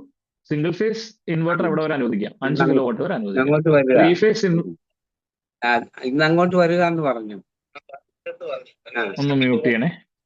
ഓക്കെ, അപ്പൊ ഇത് ഒന്ന് അറിഞ്ഞിരിക്കുക. സിംഗിൾ ഫേസിന് അതാണ് എപ്പോഴും കൺഫ്യൂഷൻ വരുന്നത്. പക്ഷെ പുതുക്കിയ നമ്മുടെ ഇനി പുതുതായിട്ട് വരാൻ പോകുന്ന 2025 റെഗുലേഷൻ വന്നു കഴിഞ്ഞാൽ സിംഗിൾ ഫേസിൽ പരമാവധി കണക്ട് ചെയ്യാൻ പറ്റുന്ന പ്ലാന്റ് കപ്പാസിറ്റി 3 കിലോ വാട്ട് ആയിട്ട് കുറയും. പക്ഷെ ഇപ്പൊ അത് നിലവിൽ ഇപ്പൊ 5 കിലോ വാട്ട് തന്നെയാണ്. ഇനി ഫീഡർ കപ്പാസിറ്റി വെച്ചിട്ട് ഫീസിബിലിറ്റിയും നേരത്തെ ഒട്ടേറെ കൺഫ്യൂഷൻ ഉണ്ടായിരിക്കുന്നതാണ്. ഇപ്പൊ വളരെ സിംപ്ലിഫൈ ചെയ്തിട്ടുണ്ട്. നമ്മൾ പോയി നോക്കേണ്ട അല്ലെങ്കിൽ ചെന്ന് പരിശോധിക്കേണ്ട ഒരു ആവശ്യമില്ല. LT കൺസ്യൂമർ ആണെന്നുണ്ടെങ്കിൽ അയാളുടെ ട്രാൻസ്ഫോമർ കപ്പാസിറ്റിയുടെ 90% ആണ് ക്യുമുലേറ്റീവ് കപ്പാസിറ്റി ആയിട്ട് ആ ട്രാൻസ്ഫോമറിന് കീഴിൽ കൊടുക്കാൻ പറ്റുള്ളൂ. എന്ന് പറഞ്ഞാൽ അയാൾ 5 കിലോ വാട്ട് ആണെങ്കിൽ അയാൾക്ക് കോൺട്രാക്ട് ഡിമാൻഡ് അല്ലെങ്കിൽ കണക്ടർ ലോഡ് വരെയാണ് ഫീസിബിലിറ്റി ഉള്ളത്. പ്ലസ് അതിന്റെ ക്യുമുലേറ്റീവ് കപ്പാസിറ്റി 90% മേളിൽ പോകാനും പാടില്ല. ഒരു ഉദാഹരണം പറയാം. 5 കിലോ വാട്ട് കണക്ടർ ലോഡുള്ള ഒരു കൺസ്യൂമർ 3 കിലോ വാട്ടിന് അപ്ലൈ ചെയ്ത് കഴിഞ്ഞാൽ അയാൾക്ക് സാധാരണഗതിയിൽ നമ്മൾ ഫീസിബിലിറ്റി കൊടുക്കണം. പക്ഷെ ഒരു കാര്യം കൂടെ നോക്കേണ്ടതുണ്ട്. അയാൾ ഏത് ട്രാൻസ്ഫോമറിലാണ് കണക്ട് ചെയ്തിരിക്കുന്നത് നോക്കണം. അതൊരു 100 kVA ട്രാൻസ്ഫോമർ ആണെന്ന് കരുതുക. എന്ന് പറഞ്ഞാൽ 90 കിലോ വാട്ട് ആണ് അവിടെ കൊടുക്കാവുന്ന പരമാവധി കപ്പാസിറ്റി. അതിൽ ഇപ്പൊ 88 കിലോ വാട്ടും നമ്മൾ ഓൾറെഡി കൊടുത്തു പോയിട്ടുണ്ട് വ്യത്യസ്ത ആൾക്കാർക്കെങ്കിൽ. ബാക്കി 2 കിലോ വാട്ടിനുള്ള ഫീസിബിലിറ്റി അവിടെ ഉള്ളൂ. അതുകൊണ്ട് തന്നെ 3 കിലോ വാട്ട് അപ്രൂവ് ചെയ്യാൻ പറ്റില്ല. സോ 90% ഓഫ് ദ ട്രാൻസ്ഫോമർ കപ്പാസിറ്റിയാണ് LT ഫീഡറിന്റെ ഫീസിബിലിറ്റി ആയിട്ട് കൺസിഡർ ചെയ്തിട്ടുള്ളത്. അതുപോലെ തന്നെ അതിനകത്ത് പറയുന്നൊരു കാര്യമുണ്ട്. എല്ലാ 5-ാം തീയതിയും, മാസത്തിന്റെ 5-ാം തീയതിയും സോളാറിന്റെ നിലവിലുള്ള ട്രാൻസ്ഫോമർ കപ്പാസിറ്റി എത്ര ബാക്കിയുണ്ട്, എത്ര ഓൾറെഡി കൊടുത്തു എന്നത് സംബന്ധിച്ചിട്ടുള്ള വിവരം പബ്ലിഷ് ചെയ്യാൻ പറഞ്ഞിട്ടുണ്ട് സെക്ഷനുകളിൽ. അത് വെബ്സൈറ്റിൽ ഇപ്പോൾ ഉണ്ട്. അതുകൊണ്ട് തന്നെ സെക്ഷനിൽ ആരെങ്കിലും ആവശ്യപ്പെട്ടാൽ അത് പ്രിന്റ് എടുത്ത് വെച്ചിരുന്നാൽ മാത്രമാണ്. HT ഫീഡറിന്റെ കാര്യത്തിൽ, HT കൺസ്യൂമറിന്റെ കാര്യത്തിൽ വളരെ എളുപ്പമാണ്. അവരുടെ ബില്ലെടുക്കുക, അവരുടെ കോൺട്രാക്ട് ഡിമാൻഡ് എത്രയെന്ന് നോക്കുക, ആ കോൺട്രാക്ട് ഡിമാൻഡ് വരെ അവർക്ക് ഫീസിബിലിറ്റി കൊടുക്കാം. ഇവിടെ ആൾക്കാർ പലപ്പോഴും സംശയമുണ്ട്. അവരുടെ കണക്ടറിലോട് വീണ്ടും പറയും കണക്ടറിലോട് ബാധകമേ അല്ല. 200 കിലോ വാട്ടും 125 kVA ഉള്ള ഒരു കൺസ്യൂമറെ സംബന്ധിച്ചിടത്തോളം 125 kVA ആണ് അവരുടെ ഫീസിബിലിറ്റിക്കായിട്ട് പരിഗണിക്കേണ്ടത്. ഫീസിബിലിറ്റിക്ക് പരിഗണിക്കുമ്പോൾ പവർ ഫാക്ടർ 0.95 ആയിട്ട് എടുക്കണം. 0.9 അല്ല 0.95 ആയിട്ട് എടുക്കണം. സോ 125 × 0.95 ആണ് അവർക്ക് വെക്കാൻ പറ്റുന്ന പരമാവധി കപ്പാസിറ്റി 0.95 ആയിട്ട് എടുക്കണമെന്ന് പ്രത്യേക ഉത്തരവ് റെഗുലേറ്ററി കമ്മീഷൻ പുറത്തിറക്കിയിട്ടുണ്ട്. ഈ ഒരൊറ്റ കാര്യത്തിന് മാത്രം കേട്ടോ, അതൊന്ന് ശ്രദ്ധിച്ചാൽ മതി.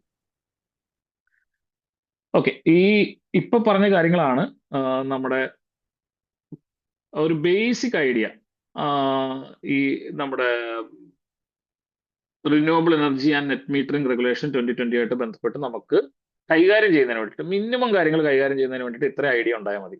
ഇനി ഇതിന്റെ പ്രൊസീജിയർ സംഭവങ്ങളൊക്കെ അടുത്ത ദിവസം, മൂന്നാമത്തെ ദിവസം നമ്മൾ പ്രൊസീജിയർ ഡീറ്റെയിൽഡ് ആയിട്ട് പറയുമ്പോഴത്തേക്ക് എത്ര ദിവസത്തിനുള്ളിൽ കൊടുക്കണം, ഫീസിബിലിറ്റി എത്ര ദിവസമുണ്ട്, ആ സംഭവങ്ങളെല്ലാം നമ്മൾ അവിടെ പറഞ്ഞു പോകും. ഇവിടെ ഇപ്പോൾ ഒരു ബേസിക് ആയിട്ടുള്ള ആപ്ലിക്കേഷൻസ് ആയിട്ട് ബന്ധപ്പെടാത്ത മറ്റു കാര്യങ്ങളാണ് പറഞ്ഞു പോയിട്ടുള്ളത്. ബേസിക് ആയിട്ട് ഒരാൾ വന്നാൽ അല്ലെങ്കിൽ അതിന്റെ അറിഞ്ഞിരിക്കേണ്ട കാര്യങ്ങൾ മാത്രമാണ് നമ്മളിവിടെ പറഞ്ഞിട്ടുള്ളത്. ഇത് ഡീറ്റെയിൽഡ് ആയിട്ട് വരും. ഇനി നമ്മൾ അടുത്ത കാര്യത്തിലേക്ക് പോവാണ്. ഇപ്പോൾ നേരത്തെ പറഞ്ഞ പോലെ തന്നെ ഇലക്ട്രിസിറ്റി ആക്ട് 2003, അതുപോലെ തന്നെ സപ്ലൈ കോഡ് 2014, അതിൽ കുറെ റിന്യൂവബിൾ എനർജി പ്രൊവിഷൻസ് ഉണ്ട്. പലപ്പോഴും ആളുകൾ ഈ താരിഫ് സംബന്ധിച്ചിട്ടൊക്കെ ഒട്ടേറെ സംശയങ്ങൾ പറയുന്നുണ്ട്. ഇങ്ങനെ ഒരു താരിഫ്, നെറ്റ് മീറ്ററിംഗ് പോലത്തെ താരിഫ് മുന്നോട്ട് വെക്കാനായിട്ട് സാധിക്കുമോ? അത് കോസ്റ്റ് റിഫ്ലക്റ്റീവ് താരിഫ് അല്ലല്ലോ എന്നൊക്കെ ഉള്ള ഒട്ടേറെ സംശയങ്ങളുണ്ട്. ഇതിനൊക്കെ ഉള്ള സംശയങ്ങൾക്ക് ഉത്തരം ശരിക്കും ഇലക്ട്രിസിറ്റി ആക്ട് 2003 അതിന്റെ അമെന്റ്മെന്റ് ആയിട്ടുള്ള 2007 വളരെ ക്ലിയർ ആയിട്ട് പറയുന്നത്. അതിൽ സെക്ഷൻ 3 തന്നെ പറയുന്നത്, the central government shall prepare the national electricity policy and tariff policy four promoting renewable energy എന്നാണ് പറയുന്നത്. അതുപോലെ സെക്ഷൻ 61 പ്രകാരം appropriate commission shall specify tariff principle promoting co generation and generation from renewable source. അപ്പൊ അങ്ങനത്തെ പ്രത്യേക tariff principle കൊണ്ടുവരുന്നതിന് പോലും പ്രത്യേകിച്ച് തടസ്സങ്ങളില്ല. അതുപോലെ സ്റ്റേറ്റ് ഇലക്ട്രിസിറ്റി കമ്മീഷന്റെ പ്രധാനപ്പെട്ട പ്രവർത്തനങ്ങളിലൊന്നാണ് റിന്യൂവബിൾ പവർ പർച്ചേസ് ഒബ്ലിഗേഷൻ തീരുമാനിക്കുക, റിന്യൂവബിൾ എന്താ പറയുക, പരമാവധി പ്രോത്സാഹനം നൽകുക തുടങ്ങിയ കാര്യങ്ങളൊക്കെ. അതിനെ പ്രോത്സാഹനം നൽകാത്ത ഏതെങ്കിലും നടപടികൾ ഉണ്ടെങ്കിൽ അത്തരം നടപടികളെ ചോദ്യം ചെയ്യാൻ പോലും ജനങ്ങൾക്ക് സാധിക്കും എന്നുള്ളത് നമ്മൾ ബോധ്യമുണ്ടാവണം. സ്റ്റേറ്റ് കമ്മീഷൻസ് ആണ് ഇതിന്റെ 181 സെക്ഷൻ 181 പ്രകാരമാണ് ഇപ്പൊ നമ്മൾ നേരത്തെ കണ്ടിട്ടുള്ള റെഗുലേഷൻ അടക്കമുള്ള എല്ലാ കാര്യങ്ങളും സ്റ്റേറ്റ് കമ്മീഷനുകൾ പുറത്തിറക്കിയിട്ടുള്ളത്. സപ്ലൈ കോഡിലേക്ക് വരുമ്പോൾ സപ്ലൈ കോഡിൽ കുറെ കാര്യങ്ങൾ നമുക്ക് അത്യാവശ്യമുള്ള സാധനങ്ങളുണ്ട്. അതിലൊന്നും ഇപ്പൊ നേരത്തെ പറഞ്ഞിട്ടുള്ള കോൺട്രാക്ട് ഡിമാൻഡ്, കണക്റ്റഡ് ലോഡുമായിട്ട് ബന്ധപ്പെട്ടിട്ടുള്ള കപ്പാസിറ്റികൾ, ഇപ്പോൾ സിംഗിൾ ഫേസിന് 5 കിലോവാട്ട് വരെ പറ്റുള്ളൂ പ്ലാന്റ് കപ്പാസിറ്റി തുടങ്ങിയ കാര്യങ്ങളൊക്കെ നമ്മൾ സപ്ലൈ കോഡിൽ തന്നെയാണ് എടുത്തിരിക്കുന്നത് റിന്യൂവബിൾ എനർജി റെഗുലേഷനുമായിട്ട് ബന്ധപ്പെട്ട്. ഇതിൽ സപ്ലൈ കോഡിൽ നമ്മൾ ശ്രദ്ധിക്കേണ്ട, റിന്യൂവബിൾ എനർജിയുമായി ബന്ധപ്പെട്ട് ശ്രദ്ധിക്കേണ്ട പ്രധാനപ്പെട്ട പ്രൊവിഷനുകൾ വരുന്നത് മീറ്ററിങ്ങുമായിട്ട് ബന്ധപ്പെട്ടിട്ടുള്ളതാണ്. മീറ്ററിങ്ങുമായിട്ട് ബന്ധപ്പെട്ട് വരുമ്പോൾ റിന്യൂവബിൾ എനർജി മീറ്റർ ഫോൾട്ടി ആയാൽ എന്ത് ചെയ്യണം എന്നത് സെപ്പറേറ്റ് ആയിട്ട് പറയുന്നുണ്ട്. റിന്യൂവബിൾ എനർജി മീറ്റർ ആണ് ഇത്, നെറ്റ് മീറ്റർ അല്ല. റിന്യൂവബിൾ എനർജി മീറ്റർ അല്ലെങ്കിൽ solar metre. Solar metre faulty ആയാൽ അല്ലെങ്കിൽ ഡിഫക്റ്റീവ് ആയാൽ നമ്മൾ 3 കാര്യങ്ങളിൽ ആദ്യം അവിടെ റിന്യൂവബിൾ എനർജി ഇൻവെർട്ടറിന്റെ ഡേറ്റ അവിടെ അവൈലബിൾ ആണോ എന്ന് നോക്കണം. അത് കൺസ്യൂമറോട് ചോദിക്കുകയോ അല്ലെങ്കിൽ ആ ഇൻവെർട്ടർ നോക്കിയെടുക്കാൻ സാധിക്കുകയോ ചെയ്താൽ നമുക്ക് ആ ഡേറ്റ ഉപയോഗിച്ചുകൊണ്ട് റിന്യൂവബിൾ എനർജി മീറ്ററിന്റെ ഡേറ്റ കൊടുക്കും. Reading entry. അത് അവൈലബിൾ അല്ലെങ്കിലോ, based on the average generation during the corresponding months of the previous year. ഇതേ സമയം കഴിഞ്ഞ വർഷം എന്തായിരുന്നു എന്ന് പരിശോധിക്കുക. ഇപ്പോൾ മെയ് മാസത്തിലെ ബില്ലാണ് തയ്യാറാക്കേണ്ടതെങ്കിൽ കഴിഞ്ഞ വർഷം മെയ് മാസം ഇവർക്ക് അവിടെ മീറ്റർ ഉണ്ടായിരുന്നുവെങ്കിൽ അവിടെ എത്രയാണ് ആവറേജ് ജനറേഷൻ വന്നിരിക്കുന്നത്, ആ ആവറേജ് ജനറേഷൻ അങ്ങനെ തന്നെ എടുക്കും. ഇത് രണ്ടും അവൈലബിൾ അല്ലെങ്കിലോ, based on the available average generation per KW per day for the last 6 months, അവസാനത്തെ 6 മാസത്തെ പെർ കിലോവാട്ട് പെർ ഡേ എത്ര, ഇപ്പൊ കഴിഞ്ഞ ഒരു 6 മാസം നോക്കുമ്പോൾ പെർ ഡേ ഓരോ കിലോവാട്ടിനും 3 യൂണിറ്റ് വെച്ചിട്ടാണ് കിട്ടുന്നുണ്ടെങ്കിൽ ഓരോ ദിവസവും ഇപ്പൊ 3 കിലോവാട്ട് ഉള്ള ഒരു പ്ലാന്റ് ആണെങ്കിൽ 9 യൂണിറ്റ് പെർ ഡേ എന്നുള്ള രീതിയിൽ 30 ദിവസം 270 യൂണിറ്റ് എന്ന് നമ്മൾ ആവറേജ് കൊടുക്കണം. ഇത് നേരത്തെ പറഞ്ഞ പോലെ തന്നെ ഈ മീറ്ററുകളും 2 ബില്ലിംഗ് സൈക്കിളിലേക്ക് മാത്രമേ ചെയ്യാൻ പറ്റുള്ളൂ. തുടർച്ചയായ 2 ബില്ലിംഗ് സൈക്കിൾ, ഒരു ഫിനാൻഷ്യൽ ഇയറിൽ 2 ബില്ലിംഗ് സൈക്കിൾ, ഇങ്ങനെ മാത്രമേ നമുക്ക് ഈ മീറ്ററുകളിൽ ആവറേജ് ചെയ്യാൻ പറ്റുള്ളൂ. അതല്ലാതെ ആവറേജ് ചെയ്യുന്നത് നിയമപരമല്ല. RE മീറ്റർ വാങ്ങേണ്ടത് കൺസ്യൂമറുടെ ഉത്തരവാദിത്തമാണ് എന്ന് നമ്മൾ പലപ്പോഴും കരുതുന്നുണ്ട്. പക്ഷെ RE മീറ്ററിന്റെ കാര്യത്തിലും നമ്മൾ മനസ്സിലാക്കേണ്ടത് RE meter net metering arrangement എന്നാണ് നമ്മൾ പറയുന്നത്. നെറ്റ് മീറ്ററിംഗ് അറേഞ്ച്മെന്റിന്റെ പൂർണ്ണമായ ഉത്തരവാദിത്തം ജനറൽ കണ്ടീഷന്റെ ഭാഗമായി ലൈസൻസിംഗ് ആണ്. നെറ്റ് മീറ്ററിംഗ് അറേഞ്ച്മെന്റ് എന്താണെന്ന് ചോദിച്ചു കഴിഞ്ഞാൽ, നെറ്റ് മീറ്ററിംഗ് അറേഞ്ച്മെന്റിൽ കൺസിസ്റ്റ് ചെയ്യുന്ന 2 പ്രധാനപ്പെട്ട കമ്പോണൻസ് എന്ന് പറയുന്നത്, ഒന്ന് റിന്യൂവബിൾ എനർജി മീറ്റർ, രണ്ടാമത്തെ നെറ്റ് മീറ്ററുമാണ്. അപ്പം ഇത് ശ്രദ്ധിച്ചു പോകണം. ഇതിപ്പോ വലിയ എന്താ പറയുക, നമുക്ക് ഒരു renewable power purchase obligation meet ചെയ്യുന്നതിന് വേണ്ടി മാത്രമാണ് പ്രധാനമായിട്ടും ഈ ജനറേഷൻ ഉപയോഗിക്കുന്നത്. രണ്ടാമത്തെ കാര്യം, അവരുടെ ഫിക്സഡ് ചാർജ്, പ്രത്യേകിച്ച് ഡൊമസ്റ്റിക് കൺസ്യൂമേഴ്സിന്റെ ഫിക്സഡ് ചാർജ് തീരുമാനിക്കുന്നത്. പക്ഷേ ഈ രണ്ട് കേസിലും 2 ബില്ലിംഗ് സൈക്കിളിന് അപ്പുറത്തേക്ക് പോകരുത്. അവർക്ക് കൺസ്യൂമർ വാങ്ങി വെച്ചിട്ടുള്ള മീറ്റർ ആണെങ്കിൽ അവർക്ക് അപ്പൊ തന്നെ നമ്മളൊരു നോട്ടീസ് കൊടുക്കണം. അതല്ല എങ്കിൽ നമ്മൾ യൂണിഡയറക്ഷണൽ മീറ്റർ, RE മീറ്റർ എന്ന് പറയുന്നത് നോർമൽ യൂണിഡയറക്ഷണൽ മീറ്റർ ആണ്, അത് നമ്മൾ പ്രൊവൈഡ് ചെയ്യേണ്ടതായിട്ട് വരും. അതുപോലെ തന്നെ നെറ്റ് മീറ്ററിങ്ങിനെ സംബന്ധിച്ചിടത്തോളം നമ്മൾ 125, അതായത് റെഗുലേഷനിലെ സപ്ലൈ കോഡിലെ റെഗുലേഷൻ 125 ഡിഫക്റ്റീവ് അല്ലെങ്കിൽ ഡാമേജ് മീറ്റർ വന്നാൽ നമ്മൾ എന്താ സാധാരണ ചെയ്യുന്നത് ലാസ്റ്റ് 3 ബില്ലിംഗ് സൈക്കിളിന്റെ ശരാശരി എടുത്തിട്ട് നമ്മൾ ചെയ്യുന്നത്. ഇതേ കൺസെപ്റ്റ് തന്നെയാണ് നമ്മൾ ചെയ്യേണ്ടത്. ഇനി ആ ലാസ്റ്റ് 3 ബില്ലിംഗ് സൈക്കിൾ അവൈലബിൾ അല്ലെങ്കിലോ പിന്നീട് വെച്ച ശേഷമുള്ള വരുന്ന 3 ബില്ലിംഗ് സൈക്കിളിന്റെ ആവറേജ് എടുത്തിട്ട് തിരിച്ചിപ്പുറത്തേക്ക് കൊണ്ടുവരും. നമ്മൾ സാധാരണ ഒരു മീറ്ററിൽ എങ്ങനെയാണോ ചെയ്യുന്നത് ആ മീറ്ററിന്റെ ആവറേജ് ബില്ലിംഗ് മെത്തഡോളജി തന്നെയാണ് ഡിഫക്റ്റീവ് അല്ലെങ്കിൽ ഡാമേജ് നെറ്റ് മീറ്ററിന്റെ കാര്യത്തിൽ ചെയ്യേണ്ടത്. ഇനി മീറ്റർ നോട്ട് ആക്സസിബിൾ അല്ലെങ്കിലോ, അത് സാധാരണഗതിയിൽ ഇപ്പൊ നമ്മളെ സംബന്ധിച്ചിടത്തോളം നോട്ട് ആക്സസിബിൾ അല്ലെങ്കിൽ ഞാൻ മനസ്സിലാക്കുന്നിടത്തോളം നമ്മുടെ ഡാറ്റ എൻട്രി നടക്കാതെ വരുന്ന ഒരു സാഹചര്യമുണ്ട്. അതുകൊണ്ട് തന്നെ അത് തുറന്ന് എടുക്കുന്ന ഒരു സാഹചര്യമാണ്. പക്ഷേ റെഗുലേഷൻ പ്രകാരം 120 provisional bill last 3 billing cycle വെച്ചിട്ട് ഒരു പ്രൊവിഷണൽ ബില്ല് കൊടുക്കുകയും അതിനുശേഷം അടുത്ത പ്രാവശ്യം തുറന്ന് കിട്ടുമ്പോൾ അല്ലെങ്കിൽ അടുത്ത ബില്ലിംഗ് സൈക്കിളിൽ അത് തിരിച്ചു പോയി കറക്റ്റ് ചെയ്യുകയും ചെയ്യുക എന്നുള്ള നോർമൽ 124 റെഗുലേഷൻ പ്രകാരം ഉള്ള കാര്യം തന്നെയാണ് നമ്മൾ ചെയ്യുന്നത്. മീറ്റർ ലോസ് ആയാൽ എന്ത് ചെയ്യണം? മീറ്റർ ലോസ് ആയാൽ എന്ത് ചെയ്യണം എന്നുള്ളത് പലപ്പോഴും ആൾക്കാർക്ക് കൺഫ്യൂഷൻ ഒരു കാര്യമാണ്. ഒരു സ്ഥലത്ത് ചെല്ലുന്നു, അവിടെ മീറ്റർ ഇല്ല. അതില് regulation 126 of supply code, regulation 126 of supply കോഡാണ്. റെഗുലേഷൻ 126 ഓഫ് സപ്ലൈ കോഡിൽ പറയുന്നത് റെഗുലേഷൻ 155 ഓഫ് സപ്ലൈ കോഡ് പ്രകാരം ബില്ല് ചെയ്യണമെന്നാണ്. റെഗുലേഷൻ 155 നിങ്ങൾ എടുത്ത് നോക്കിയാൽ അറിയാം, അത് ഇലക്ട്രിസിറ്റി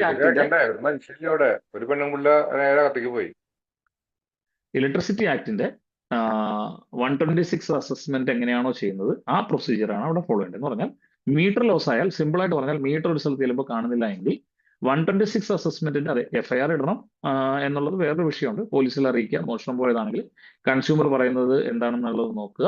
അതിനുശേഷം ലോസ്റ്റ് മീറ്റർ ആണെന്നുണ്ടെങ്കിൽ 126 അസസ്മെന്റ് പ്രകാരം എങ്ങനെയാണോ നിങ്ങൾ ബില്ല് ചെയ്യുന്നത് ആ ബില്ലിംഗ് ഉപയോഗിച്ച് ലാസ്റ്റ് എത്ര മാസത്തേക്ക്, ഇപ്പൊ 1 മന്ത് ആയിട്ടാണ് ലോസ് ആണെന്നുണ്ടെങ്കിൽ ആ 1 മന്തിലേക്ക്, 1 ഇയർ ആണെങ്കിൽ 1 ഇയറിലേക്ക് നമ്മൾ ബില്ല് ചെയ്യും.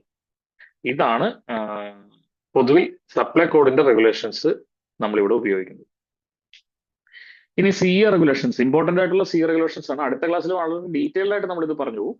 എന്നാൽ അറിഞ്ഞിരിക്കാൻ വേണ്ടിയിട്ട് നമ്മൾ അറിഞ്ഞിരിക്കേണ്ട പ്രധാനപ്പെട്ട 3 റെഗുലേഷൻസ്. ഒന്ന് ഗ്രിഡ് ഇന്റർകണക്ഷനുമായിട്ട് ബന്ധപ്പെട്ടിട്ടുള്ള റെഗുലേഷൻ, അതിൽ technical standards for connectivity of the distributed generator source regulation 2030 and അത് അമെന്റ് ചെയ്തിരിക്കുന്നത് 2019 ടെക്നിക്കൽ സ്റ്റാൻഡേർഡ്സ് ഒരു ഉദാഹരണം പറഞ്ഞു കഴിഞ്ഞാൽ എത്രയായിരിക്കണം ഒരു സോളാർ ഇൻവെർട്ടറിന്റെ cut off voltage, lower cut off voltage എത്രയായിരിക്കണം, അപ്പർ കട്ട് ഓഫ് വോൾട്ടേജ്. ഇപ്പൊ അപ്പർ കട്ട് ഓഫ് വോൾട്ടേജ് 264 ആണെന്ന് നമുക്കറിയാം. അത് എവിടുന്നാ വന്നത്? സിയുടെ ടെക്നിക്കൽ സ്റ്റാൻഡേർഡിൽ പറയുന്നുണ്ട്. സിയുടെ ടെക്നിക്കൽ സ്റ്റാൻഡേർഡിൽ എന്താ പറഞ്ഞിരിക്കുന്നത്? ഗ്രിഡ് വോൾട്ടേജിന്റെ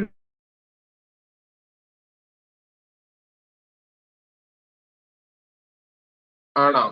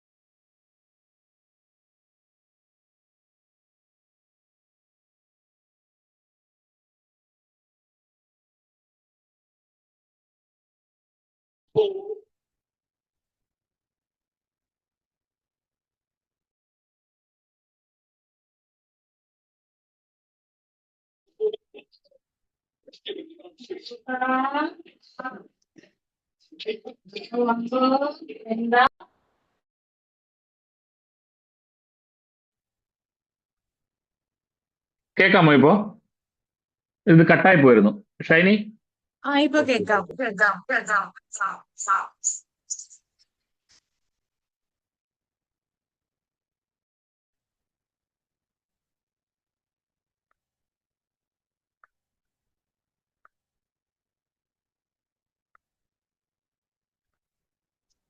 കേൾക്കാലോ അല്ലേ? പറഞ്ഞോട്ടെ. ഇവിടുന്നല്ലേ മിസ്സായത്? അതെ പറഞ്ഞോളൂ, കണ്ടിന്യൂ ചെയ്യാം. ഓക്കെ. സേഫ്റ്റി ആയിട്ട് ബന്ധപ്പെട്ടിട്ട് സിഇയുടെ measures relating to safety and electric supply regulation 2023 ആണ്. ഇപ്പൊ ഇതിലൊരു ഉദാഹരണം പറഞ്ഞു കഴിഞ്ഞാൽ ഇതിൽ വരുന്നത് ഇപ്പോ ബി ക്ലാസ് കോൺട്രാക്ടർ അല്ലെങ്കിൽ 50 കിലോ വാട്ടിന് മുകളിലുള്ള സോളാർ പ്ലാന്റുകൾ കമ്മീഷൻ ചെയ്യുന്നതിന് ഇലക്ട്രിക്കൽ ഇൻസ്പെക്ടറിന്റെ എനർജൈസേഷൻ സാങ്ഷൻ വേണം എന്ന് എവിടെയാണ് തീരുമാനിക്കുന്നത്? അത് സിഇ റെഗുലേഷന്റെ ഭാഗമായിട്ട് ഗവൺമെന്റിന് ഒരു നന്ദകുമാറെ, അതിനു മുമ്പ് കട്ട് ഓഫ് വോൾട്ടേജിന്റെ അവിടെ വെച്ചിട്ടാണ് കേൾക്കാൻ പറ്റാണ്ടായത്. ഹയർ ഞാൻ പറയാം മാഡം. അവിടെ തൊട്ടിട്ടാണ്. ഓക്കെ. അപ്പൊ ഒന്നുകൂടെ ഒന്ന് പറഞ്ഞു പോവാം. സിഇയുടെ technical standards for connectivity of the distributed generation source regulation 2030 amended in 2019. അതാണ് നമ്മൾ ഗ്രിഡ് ഇന്റർകണക്ഷൻ ആയിട്ട് വരുന്നത്. ഇതിന്റെ ഒരു ഉദാഹരണമാണ് ഞാൻ പറഞ്ഞത്. അപ്പർ കട്ട് ഓഫ് വോൾട്ടേജ് എത്രയായിരിക്കണം എന്ന് തീരുമാനിക്കുന്നത് എവിടെ നിന്നാണ്? അത് തീരുമാനിച്ചിരിക്കുന്നത് 10% ഓഫ് ദ ഗ്രിഡ് വോൾട്ടേജ് എന്നാണ്. 10% ഓഫ് ദ ഗ്രിഡ് വോൾട്ടേജ് എന്ന് പറഞ്ഞാൽ കേരളത്തിലെ ഗ്രിഡ് വോൾട്ടേജ് 240 ആണ്. ഇപ്പൊ മറ്റ് സംസ്ഥാനം, വളരെ അപൂർവം സംസ്ഥാനങ്ങൾ മാത്രമേ ഇന്ത്യയിൽ 240 ഗ്രിഡ് വോൾട്ടേജ് ഉള്ളൂ എന്നുള്ളത് നമ്മൾ ഓർക്കണേ. ബാക്കിയുള്ളിടത്തൊക്കെ 230 ആണ്. അപ്പൊ 230 ആണ്. 230 പ്ലസ് 10%, 230 പ്ലസ് 23 ആയിരിക്കും വരിക. അവർക്ക് അത് 253 ആണെങ്കിൽ കേരളത്തിൽ, അതുകൊണ്ടാണ് ഇപ്പൊ ചില കൺസ്യൂമേഴ്സിനോട് ചോദിച്ചാൽ 254 വോൾട്ടേജ് വന്നാൽ കട്ടായി പോകുന്നെന്ന് പറയാം. അതെന്തുകൊണ്ടാന്ന് പറഞ്ഞാൽ അവർ സെറ്റ് ചെയ്ത് വെച്ചിരിക്കുന്നത്. നമുക്ക് നല്ലതാണ് താത്തി വെക്കുന്നത്, നമുക്കത് കൂടി പോകാതിരുന്നാൽ മാത്രം മതി. പക്ഷെ കേരളത്തിൽ 240 പ്ലസ് അതിന്റെ 10% ആയിട്ടുള്ള 24, 264 ആണ് നമുക്കവിടെ കട്ട് ഓഫ് വോൾട്ടേജ് തീരുമാനിക്കുന്നത്. ഇതെല്ലാം എവിടെയാണ് എന്ന് ചോദിച്ചു കഴിഞ്ഞാൽ upper cut off voltage, harmonics എത്രയായിരിക്കണം തുടങ്ങിയ കാര്യങ്ങളെല്ലാം പറഞ്ഞിരിക്കുന്നത് ഈ റെഗുലേഷൻ. ഇനി സേഫ്റ്റി ആയിട്ട് ബന്ധപ്പെട്ടിട്ട് നോക്കിയാലോ, സിഇയുടെ regulation 2023 measures relating safety of electric supply എന്ന് പറയുന്ന സംവിധാനമാണ് നമ്മൾ ഇതിനു വേണ്ടിയിട്ട്, ആ റെഗുലേഷനാണ് നമ്മൾ ഉപയോഗിക്കുന്നത്. അതിൽ കൊടുത്തിരിക്കുന്ന അധികാരം ഉപയോഗിച്ചിട്ടാണ് സ്റ്റേറ്റ് ഗവൺമെന്റ് എത്ര കിലോ വാട്ടിന് മുകളിൽ ഉള്ള സോളാർ പ്ലാന്റുകളാണ് ഇലക്ട്രിക്കൽ ഇൻസ്പെക്ടറേറ്റ് നോക്കുന്നത്. 50 കിലോ വാട്ടിന് മുകളിലാണെന്ന് സ്റ്റേറ്റ് ഗവൺമെന്റ് തീരുമാനിക്കുന്ന ഈ റെഗുലേഷനിൽ അവർക്ക് കൊടുത്തിരിക്കുന്ന അധികാരത്തിന്റെ അടിസ്ഥാനത്തിൽ 50 കിലോ വാട്ടിന് താഴെയോ, 50 കിലോ വാട്ടിന് താഴെ ബി ക്ലാസ് കോൺട്രാക്ടർ ആയിരിക്കണം സ്കീം അപ്രൂവ് ചെയ്യേണ്ടത്. അതിന്റെ കംപ്ലീഷൻ നടത്തി അതിന്റെ സർട്ടിഫിക്കറ്റ് നൽകേണ്ടത് ബി ക്ലാസ് കോൺട്രാക്ടർ ആയിരിക്കണം. ഇതെല്ലാം മാൻഡേറ്റ് ചെയ്യുന്നത് ഈ സിഇയുടെ സേഫ്റ്റി റെഗുലേഷനുമായിട്ട് ബന്ധപ്പെട്ടിട്ടാണ്. ഇനി മീറ്ററിംഗ് റെഗുലേഷൻ ഉണ്ട്. ഈ മീറ്ററിംഗ് റെഗുലേഷൻ പ്രകാരമാണ് ഇപ്പോൾ ഇപ്പൊ ചില ആൾക്കാർ ഇപ്പോൾ പറയുന്നുണ്ട്, ഇപ്പൊ അത് 2026 വരെ അമെന്റ്മെന്റ് വന്നിട്ടുണ്ട്. 2026 installation and operation of metres വന്നതിന്റെ കാരണം എന്താണെന്ന് ചോദിച്ചു കഴിഞ്ഞാൽ സ്മാർട്ട് മീറ്റർ ആഡ് ചെയ്യുന്നതിന് വേണ്ടിയിട്ടാണ് അത് വന്നിട്ടുള്ളത്. ചില ആൾക്കാർ പറയുന്നുണ്ട്, ഞാനിവിടെ സോളാർ മീറ്റർ എന്റെ ഇഷ്ടമാണ്, അത് നിങ്ങൾക്ക് റീഡിംഗ് എടുക്കാൻ ഞാൻ തരില്ല, അല്ലെങ്കിൽ അങ്ങനെയൊക്കെ പറയുന്ന ഒട്ടേറെ വളരെ ബാലിശമാണ്. നേരത്തെ പറഞ്ഞ പോലെ തന്നെ ഏത് മീറ്റർ ആണെങ്കിലും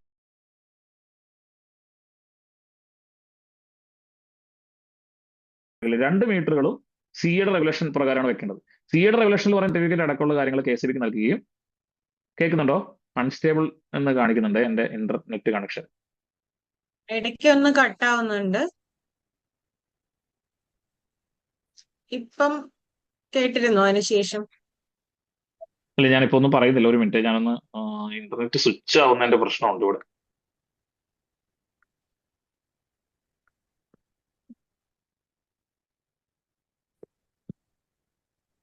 ഓക്കെ, കേൾക്കാലോ അല്ലേ? ഇപ്പൊ കേൾക്കാലോ?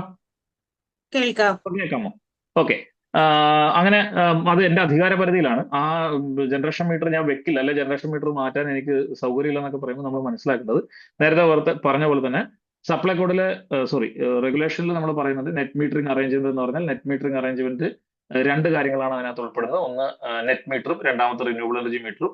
ഈ രണ്ട് മീറ്ററും ഈ റെഗുലേഷൻ സിഇയുടെ installation and operation of meters regulation പ്രകാരം ആയിരിക്കണം പ്രവർത്തിക്കേണ്ടതെന്ന് പറയുന്നുണ്ട്. എന്ന് പറഞ്ഞാൽ ശരിക്കും ആ മീറ്റർ വെക്കേണ്ടത്, റിന്യൂവബിൾ എനർജി മീറ്ററിലെ സോളാർ മീറ്റർ വെക്കേണ്ടതും KSEB ഒഫീഷ്യൽസ് ആണ്. പക്ഷെ നമ്മുടെ ഒരു ഈസ് ഓഫ് ഡൂയിങ് ബിസിനസിന്റെ ഭാഗമായിട്ട് അത് അവരെ കൊണ്ട് അങ്ങ് വെപ്പിക്കുകയാണ് നമ്മൾ. അത് സീൽ ചെയ്യേണ്ട ഉത്തരവാദിത്വം നമ്മുടെയാണ്. അത് നമുക്ക് റീഡിംഗ് എടുക്കാൻ വേണ്ടിയിട്ടുള്ള നമ്മുടെ മീറ്റർ തന്നെയാണ്. അപ്പൊ ആ കാര്യത്തിൽ ഒരു കൺഫ്യൂഷനും വേണ്ട. നെറ്റ് മീറ്റർ ആയാലും റിന്യൂവബിൾ എനർജി മീറ്റർ ആയാലും അതിനകത്ത് ഉള്ള ഫുൾ അധികാരം നമുക്കാണ്. അത് സീൽ ചെയ്ത് അതിനകത്ത് ഒരു തരത്തിലുള്ള ടാമ്പറിങ്ങുകളോ ഒരു തരത്തിലുള്ള സംഭവങ്ങളോ ചെയ്യാൻ അവർക്ക് അധികാരമില്ല. അങ്ങനെ ടാമ്പർ ചെയ്ത് കഴിഞ്ഞാൽ മീറ്റർ ടാമ്പറിങ്ങിനുള്ള എല്ലാ പ്രശ്നങ്ങളും അതിനകത്തും വരും. വർക്ക് ഓഫ് ലൈസൻസിയുടെ ഭാഗമായിട്ട് കാണണം എന്ന് പറഞ്ഞാൽ സെക്ഷൻ 138, 139 അടക്കമുള്ള ഇലക്ട്രിസിറ്റി ആക്ടിലെ സെക്ഷൻ 139 അടക്കമുള്ള വിഷയങ്ങളിലേക്ക് അത് പോകും. എനിക്കത് 136 ആണെന്ന് തോന്നുന്നു കേട്ടോ. അതിനകത്ത് എന്തെങ്കിലും പ്രശ്നങ്ങൾ വരുത്തുകയോ അല്ലെങ്കിൽ അകത്ത് തല്ലിപ്പൊട്ടിക്കാൻ ശ്രമിക്കുകയോ ഒക്കെ ചെയ്തു കഴിഞ്ഞാൽ തെറ്റ് മുതൽ 135 തൊട്ട് 140 വരെയുള്ള കാര്യങ്ങൾ അതിനെ അട്രാക്ട് ചെയ്യും. ഓക്കെ,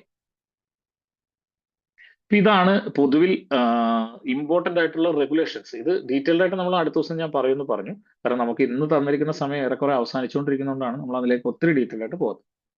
ഇനി നമ്മൾ അറിഞ്ഞിരിക്കേണ്ട സാധനം ഓൺ ഗ്രിഡ് കേട്ടിട്ടുണ്ടാവും. On grid, off grid, hybrid solar PV system. Off grid എന്ന് പറഞ്ഞു കഴിഞ്ഞാൽ ഇതും ഒട്ടേറെ കൺഫ്യൂഷൻസ്, പ്രത്യേകിച്ച് APTS അടക്കമുള്ള ആൾക്കാർക്ക് ഇപ്പോൾ ഒട്ടേറെ കൺഫ്യൂഷൻസ് ഉണ്ടാക്കുന്നുണ്ട്. ഓഫ് ഗ്രിഡ് എന്ന് പറഞ്ഞാൽ ഇൻഡിപെൻഡന്റ് ആയിട്ടുള്ള കണക്ടിവിറ്റി ആയിരിക്കണം. അത് യാതൊരു തരത്തിലും നമ്മുടെ ആ ലോഡ് ഓഫ് ഗ്രിഡുമായിട്ട് കണക്ട് ചെയ്യപ്പെട്ടിരിക്കുന്നത് ഒരു സോളാർ പാനൽ ഉണ്ടാവും. ആ സോളാർ പാനലിൽ നിന്ന് ചിലപ്പോൾ അത് AC ആയിട്ട് കൺവേർട്ട് ചെയ്യും, ചിലപ്പോൾ DC തന്നെ ആയിരിക്കും. DC ആണെങ്കിൽ ഇൻഡിപെൻഡന്റ് ആയിട്ടുള്ള കാര്യമാണ്, നമുക്ക് കൺഫ്യൂഷൻ ഇല്ല. പക്ഷെ അത് AC ആയിട്ട് കൺവേർട്ട് ചെയ്ത് ബാറ്ററി മുഖേന ഉപയോഗിച്ചുകൊണ്ട് ലോഡിലേക്ക് കണക്ട് ചെയ്യുകയാണെങ്കിൽ ആ ലോഡ് എന്ന് പറയുന്നത് ഇൻഡിപെൻഡന്റ് ലോഡ് ആയിരിക്കണം. അതൊരു കാരണവശാലും നമ്മുടെ ഗ്രിഡിലേക്ക് വരാൻ സാധ്യത ഉണ്ടായിരുന്നു. പക്ഷെ ആ ഗ്രിഡിലേക്കും കൂടെ സ്വിച്ച് ചെയ്യാനുള്ള ഒരു ഫെസിലിറ്റി വെച്ചാൽ അത് grid interactive renewable energy source ആയിട്ട് തന്നെ പരിഗണിക്കേണ്ടി വരും. എന്ന് മാത്രമല്ല ഫിക്സഡ് ചാർജ് കാൽക്കുലേറ്റ് ചെയ്യുന്ന സമയത്ത് നമുക്ക് അത് എടുക്കേണ്ടി വരും. അത് കണക്റ്റഡ് ലോഡിന്റെ ഭാഗമായിട്ട് നമ്മൾ കൺസിഡർ ചെയ്യേണ്ടി വരും. അതുകൊണ്ട് തന്നെ ഒരു തരത്തിലുള്ള അത് ഇൻഡിപെൻഡന്റ് ആയിട്ടുള്ള വയറിംഗ് ആയിരിക്കണം, ഇൻഡിപെൻഡന്റ് ആയിട്ടുള്ള സെറ്റപ്പ് ആയിരിക്കണം. നമ്മുടെ വയറിംഗുമായിട്ട് യാതൊരു ബന്ധം ഉണ്ടാകാൻ പാടില്ല. അതുപോലെ തന്നെ 50 കിലോവാട്ടിന് മുകളിലുള്ള ശേഷിയുള്ള ഓഫ് ഗ്രിഡ് സിസ്റ്റമാണ് വെക്കുന്നതെങ്കിൽ അതിന് എനർജൈസേഷൻ സാങ്ഷൻ നിർബന്ധമായും, സ്കീം അപ്രൂവലും എനർജൈസേഷൻ സാങ്ഷനും നിർബന്ധമായും വാങ്ങി ഉപഭോക്താവ് കൈവശം വെക്കേണ്ടതുണ്ട്. നമ്മൾ പോയി നോക്കിക്കഴിഞ്ഞാൽ 50 കിലോവാട്ടിന് മുകളിലാണെങ്കിൽ നമ്മൾ അടിയന്തരമായി അത് ഇലക്ട്രിക്കൽ ഇൻസ്പെക്ടറേറ്റിനെ അറിയിക്കുകയും ഏതെങ്കിലും തരത്തിൽ നമ്മുടെ ഗ്രിഡിലേക്ക് അത് വരാൻ സാധ്യതയുണ്ടെങ്കിൽ അത് കട്ട് ചെയ്ത് കളയുകയും വേണം. അത് നോട്ടീസ് കൊടുത്ത് കട്ട് ചെയ്തിട്ടാണ് ഇത്തരം കാര്യങ്ങളിൽ കട്ട് ചെയ്തിട്ടാണ് നോട്ടീസ് കൊടുക്കുന്നത്. നോട്ടീസ് കൊടുത്തിട്ടല്ല കട്ട് ചെയ്യുന്നത്. അപകടകരമായ സാഹചര്യങ്ങൾ ഉണ്ടായാൽ കട്ട് ചെയ്ത് നോട്ടീസ് കൊടുക്കും. അതുകൊണ്ട് അത് ഇൻഡിപെൻഡന്റ് ആയിരിക്കും, ഇൻഡിപെൻഡന്റ് വയറിംഗ് ആയിരിക്കും, ഫിസിക്കലി സെപ്പറേറ്റഡ് ആയിരിക്കണം. നമ്മൾ ഈ കണക്ഷൻ നമ്മുടെ എന്താ പറയാ, നമ്മൾ ഒരു സ്ഥലത്ത് 2 LT1 കൊടുക്കില്ലേ എന്ന് പറഞ്ഞാൽ ഗാർഹിക കണക്ഷൻ, അതിൽ നമ്മൾ പറയില്ലേ ഫിസിക്കലി സെപ്പറേറ്റഡ് ആയിരിക്കണം, ഇലക്ട്രിക്കലി ഐസൊലേറ്റഡ് ആയിരിക്കണം. ഈ രണ്ട് സാധനങ്ങളും ഇവിടെ ഉണ്ടാവണം. ഫിസിക്കലി എന്ന് പറഞ്ഞാൽ ഇപ്പം ഒരു ബൾബ് രണ്ടിടത്ത് അങ്ങനെയല്ല കേട്ടോ ഞാൻ ഉദ്ദേശിച്ചത്. പക്ഷെ ഇത് തമ്മിൽ യാതൊരു തരത്തിലും ടച്ച് ചെയ്യാൻ പാടില്ല. ഇനി ഓൺ ഗ്രിഡ് സിസ്റ്റം നമുക്ക് എല്ലാവർക്കും അറിയാവുന്ന സംവിധാനമാണ്. ഗ്രിഡ് ഇന്ററാക്റ്റീവ് ആണ്. ആ സോളാറിൽ നിന്ന് ഉൽപ്പാദിപ്പിക്കുന്നത് ആദ്യം അവിടുത്തെ ഡൊമസ്റ്റിക് ലോഡ് അല്ലെങ്കിൽ എവിടെയാണോ വെച്ചിരിക്കുന്നത് അവിടുത്തെ ലോഡിന് ഉപയോഗിക്കുകയും എക്സസ് ഉള്ളത് എക്സ്പോർട്ട് ചെയ്യുകയും ചെയ്യും. എന്തെങ്കിലും കാരണവശാൽ അത് ഡെഫിസിറ്റ് ആണെന്നുണ്ടെങ്കിൽ അത് ഇമ്പോർട്ട് ചെയ്തെടുക്കും. സോ എക്സ്പോർട്ട് ഇമ്പോർട്ട് സംവിധാനമാണ്. ഈ എക്സ്പോർട്ടും ഇമ്പോർട്ടും തമ്മിൽ ഇമ്പോർട്ട് മൈനസ് എക്സ്പോർട്ട് ചെയ്തുകൊണ്ടാണ് ഓൺ ഗ്രിഡിന്റെ നെറ്റ് കണ്ടെത്തുന്നത്. ഈ നെറ്റിനായിരിക്കും നമ്മൾ എന്ത് ചെയ്യുക, ആ ഓൺ ഗ്രിഡ് സിസ്റ്റത്തിനെ ബില്ല് ചെയ്യുക. അതിന്റെ സെക്യൂരിറ്റി ഡെപ്പോസിറ്റ് അടക്കം കാൽക്കുലേറ്റ് ചെയ്യുന്ന ആൾക്കാർ പലപ്പോഴും കൺഫ്യൂഷൻസ് പറയുന്നുണ്ടായിരുന്നു. പക്ഷെ കമ്മീഷൻ അത് വളരെ ക്ലാരിഫൈ ചെയ്തിട്ടുണ്ട്. അവരുടെ ഇമ്പോർട്ട് മൈനസ് എക്സ്പോർട്ട് തന്നെയാണ് അവരുടെ ടോട്ടൽ യൂണിറ്റ്സ്. ആ യൂണിറ്റ്സിനെ അതാത് സമയങ്ങളിലെ താരിഫുമായി മൾട്ടിപ്ലൈ ചെയ്ത് മന്ത്ലി കൺസ്യൂമർ ആണെങ്കിൽ 2 മന്തിന്റെ സെക്യൂരിറ്റി ഡെപ്പോസിറ്റ് ആണ് കീപ്പ് ചെയ്യേണ്ടതെന്ന് വളരെ ക്ലിയർ ആയിട്ട് പറയുന്നുണ്ട്. അത് ഇതിന്റെ ഒരു ബേസിക് ഐഡിയ ഇതിൽ നിന്ന് എടുക്കുക. ഇനിയുള്ളത് ഹൈബ്രിഡ് ആണ്. ഹൈബ്രിഡ് നേരത്തെ പറഞ്ഞ പോലെ തന്നെ ബാറ്ററി എനർജി സ്റ്റോറേജ് സിസ്റ്റവും അതുപോലെ തന്നെ ഗ്രിഡും ഇതിന്റെ രണ്ടിന്റെയും കൂടെ ഒരു ഇന്റഗ്രേഷൻ ആണ് വരുന്നത്. അതുകൊണ്ട് തന്നെ എപ്പോഴെങ്കിലും ഗ്രിഡ് നഷ്ടപ്പെട്ടാലും ഓൺ ഗ്രിഡിലേതുപോലെ ഇവിടെ ജനറേഷൻ നിന്ന് പോകില്ല, ജനറേഷൻ കണ്ടിന്യൂ ചെയ്യും. ക്രിട്ടിക്കൽ ലോഡെന്നും നോൺ ക്രിട്ടിക്കൽ ലോഡെന്നും 2 തരത്തിലുള്ള ലോഡുകൾ ഇപ്പോൾ ഇതിന് നിലവിൽ നിലനിൽക്കുന്നുണ്ട്. ഗ്രിഡ് പോയാൽ ക്രിട്ടിക്കൽ ലോഡ് മാത്രമേ ഡ്രൈവ് ചെയ്യുള്ളൂ, നോൺ ക്രിട്ടിക്കൽ ലോഡ് ഡ്രൈവ് ചെയ്യില്ല. ആന്റി അലൻഡിങ് പ്രൊട്ടക്ഷൻ ഉറപ്പാക്കിക്കൊണ്ടാണ് ഹൈബ്രിഡ് സോളാർ സിസ്റ്റംസ് വന്നിട്ടുള്ളത്.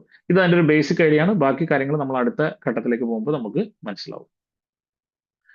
ഇനി gross metering, net metering, net billing. Gross metering നമ്മൾ ഉപയോഗിക്കുന്നുണ്ട്. നേരത്തെ ഇവിടെ സൂചിപ്പിച്ച പോലെ PM കുസുമിന് വേണ്ടിയിട്ട് നമ്മളിപ്പോ ആകെ ഉപയോഗിക്കുന്നത് PM കുസുമിന് വേണ്ടി മാത്രമാണ് ഗ്രോസ് മീറ്ററിങ്. പക്ഷെ പുതുക്കിയ റെഗുലേഷൻ പ്രകാരം ഗ്രോസ് മീറ്ററിങ്ങും നെറ്റ് ബില്ലിങ്ങും വരുന്നുണ്ട്. പക്ഷെ ഇപ്പൊ നിലവിൽ പുതുക്കിയ റെഗുലേഷൻ വരുന്നത് വരെ നെറ്റ് മീറ്ററിങ് മാത്രമായിരിക്കും നമുക്ക് ബാധകം. ഗ്രോസ് മീറ്ററിങ് വളരെ എളുപ്പമാണ്. 2 സെപ്പറേറ്റ് മീറ്ററുകളാണ് ഉള്ളത്. സോളാർ ജനറേറ്റ് ചെയ്യുന്നു, സോളാർ ജനറേറ്റ് ചെയ്തിട്ട് ഒരു യൂണിഡയറക്ഷണൽ മീറ്റർ വഴി അത് ഗ്രിഡിലേക്ക് കൊടുക്കും.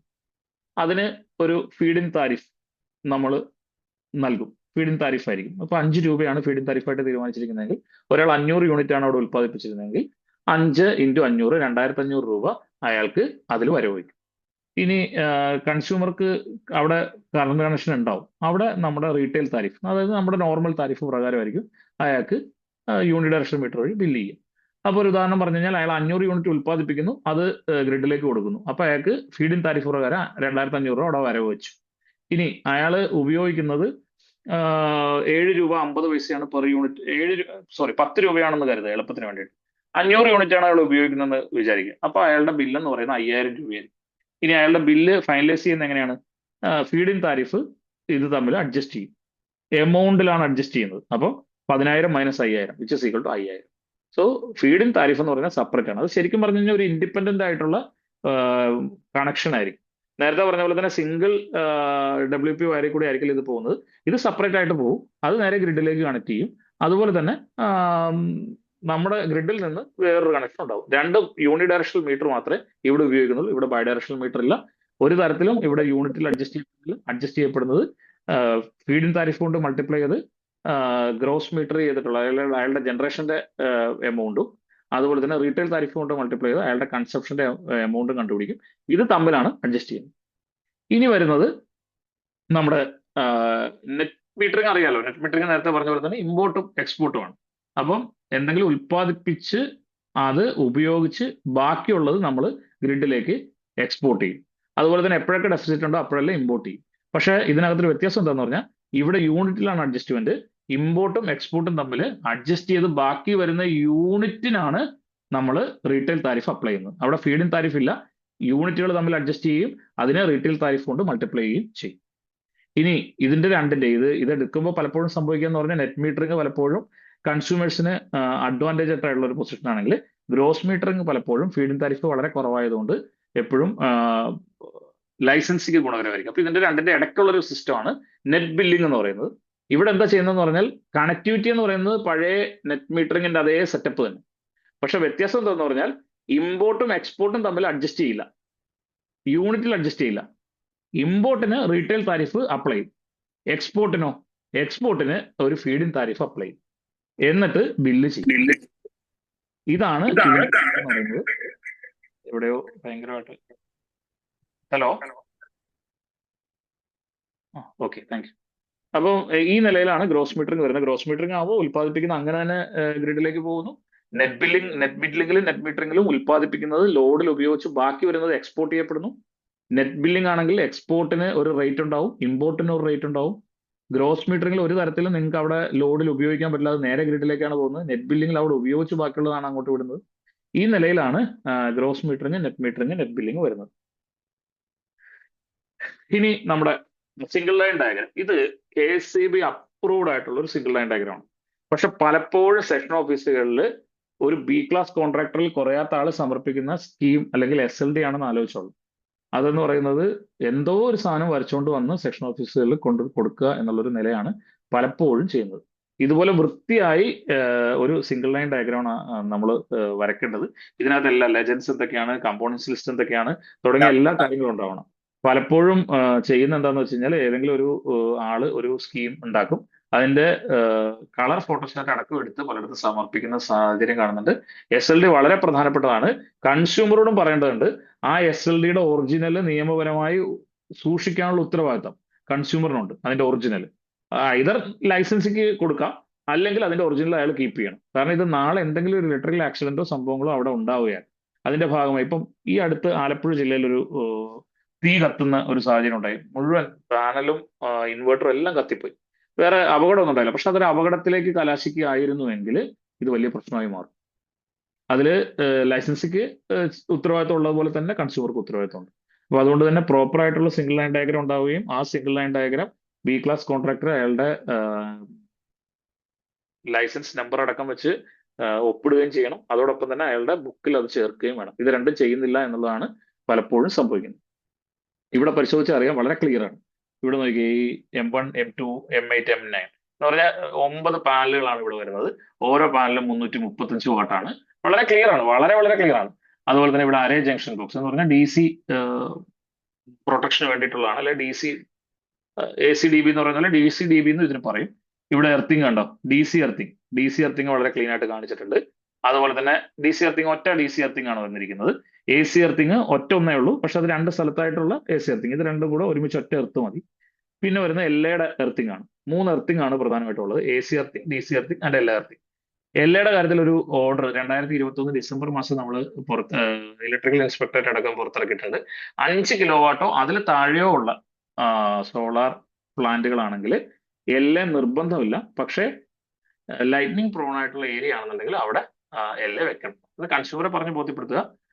പലയിടത്തും എൽഎ വെച്ചിരിക്കുന്നത് വളരെ ഒട്ടും സ്റ്റാൻഡേർഡ് കീപ്പ് ചെയ്താണ്. എൽഎയുടെ സ്റ്റാൻഡേർഡ് എങ്ങനെയൊക്കെയാണ് എൽഎ വെക്കേണ്ടത്, അതുപോലെ എർത്തിങ്ങിന്റെ സ്റ്റാൻഡേർഡ് തുടങ്ങിയ കാര്യങ്ങളെല്ലാം നമ്മൾ സെക്കൻഡ് പാർട്ടിൽ വളരെ ക്ലിയർ ആയിട്ട് വരുന്നുണ്ട്. എൽഎയുടെ കാര്യത്തിൽ അവരെ പറഞ്ഞ് ബോധ്യപ്പെടുത്തേണ്ട കാര്യം സ്റ്റാൻഡേർഡ് കീപ്പ് ചെയ്യാതെ വെക്കുന്ന എൽഎ എന്ന് പറയുന്നത് എൽഎ വെക്കാതിരിക്കുന്നതിനേക്കാളും അപകടമാണ്. ഇപ്പൊ കഴിഞ്ഞ ദിവസം കോഴിക്കോട് നിന്ന് തന്നെ പുതുതായിട്ട് ജോയിൻ ചെയ്ത് നമ്മുടെ ഒരു എ വിളിച്ചിട്ടുണ്ടായിരുന്നു. ആ എൽഎയുടെ ഫോട്ടോയും സംഭവങ്ങളും ഒക്കെ അയച്ചു തന്നിരിക്കുന്ന വീടിനകത്തൂടെ അതായത് ആ വീടിനകത്ത് ഏതെങ്കിലും കാരണവശാൽ അവിടെ ഒരു ലൈറ്റ്നിങ് ഉണ്ടായി കഴിഞ്ഞാൽ ആ വീട്ടിലുള്ള മുഴുവൻ ആൾക്കാർക്കും ഷോക്ക് അടിക്കുന്ന രീതിയിലാണ് ആ എൽഎ കീപ്പ് ചെയ്തിരിക്കുന്നത്. അപ്പൊ ഇതൊന്ന് ശ്രദ്ധിച്ചു പോകാം. സബീലായിരുന്നു എന്നെ വിളിച്ചിരുന്നത് അതുമായിട്ട്.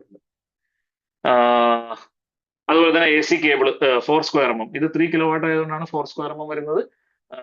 അതുപോലെ ഇവിടെ സെപ്പറേറ്റ് ആയിട്ട് SPD 600 വോൾട്ടിന്റെ SPD വന്നിട്ടുണ്ട്. ഇതിപ്പോ നിങ്ങൾ നോക്കിയറിയാം 1.1 kV. 1.1 kVയുടെ കോപ്പർ എന്താ പറയാ DC കേബിൾസ് ആണ് ഇവിടെ ഉപയോഗിച്ചിട്ടുള്ളത്. AC കേബിൾസ് ഇവിടെ 4 സ്ക്വയർ mm കോപ്പർ കേബിൾസ് ആണ്. തുടങ്ങി ഇതെല്ലാ കാര്യങ്ങളും ഇപ്പം ഇവിടെ മാത്രം നിങ്ങളൊന്ന് ശ്രദ്ധിക്കണം. ഇവിടെ ഐസൊലേറ്റർ ഉണ്ട്. അത് ആദ്യം ഇനിഷ്യലി നമ്മൾ ഇറക്കുന്ന സമയത്ത് അത് മാനുവൽ ഐസൊലേറ്റർ ആയിരുന്നു.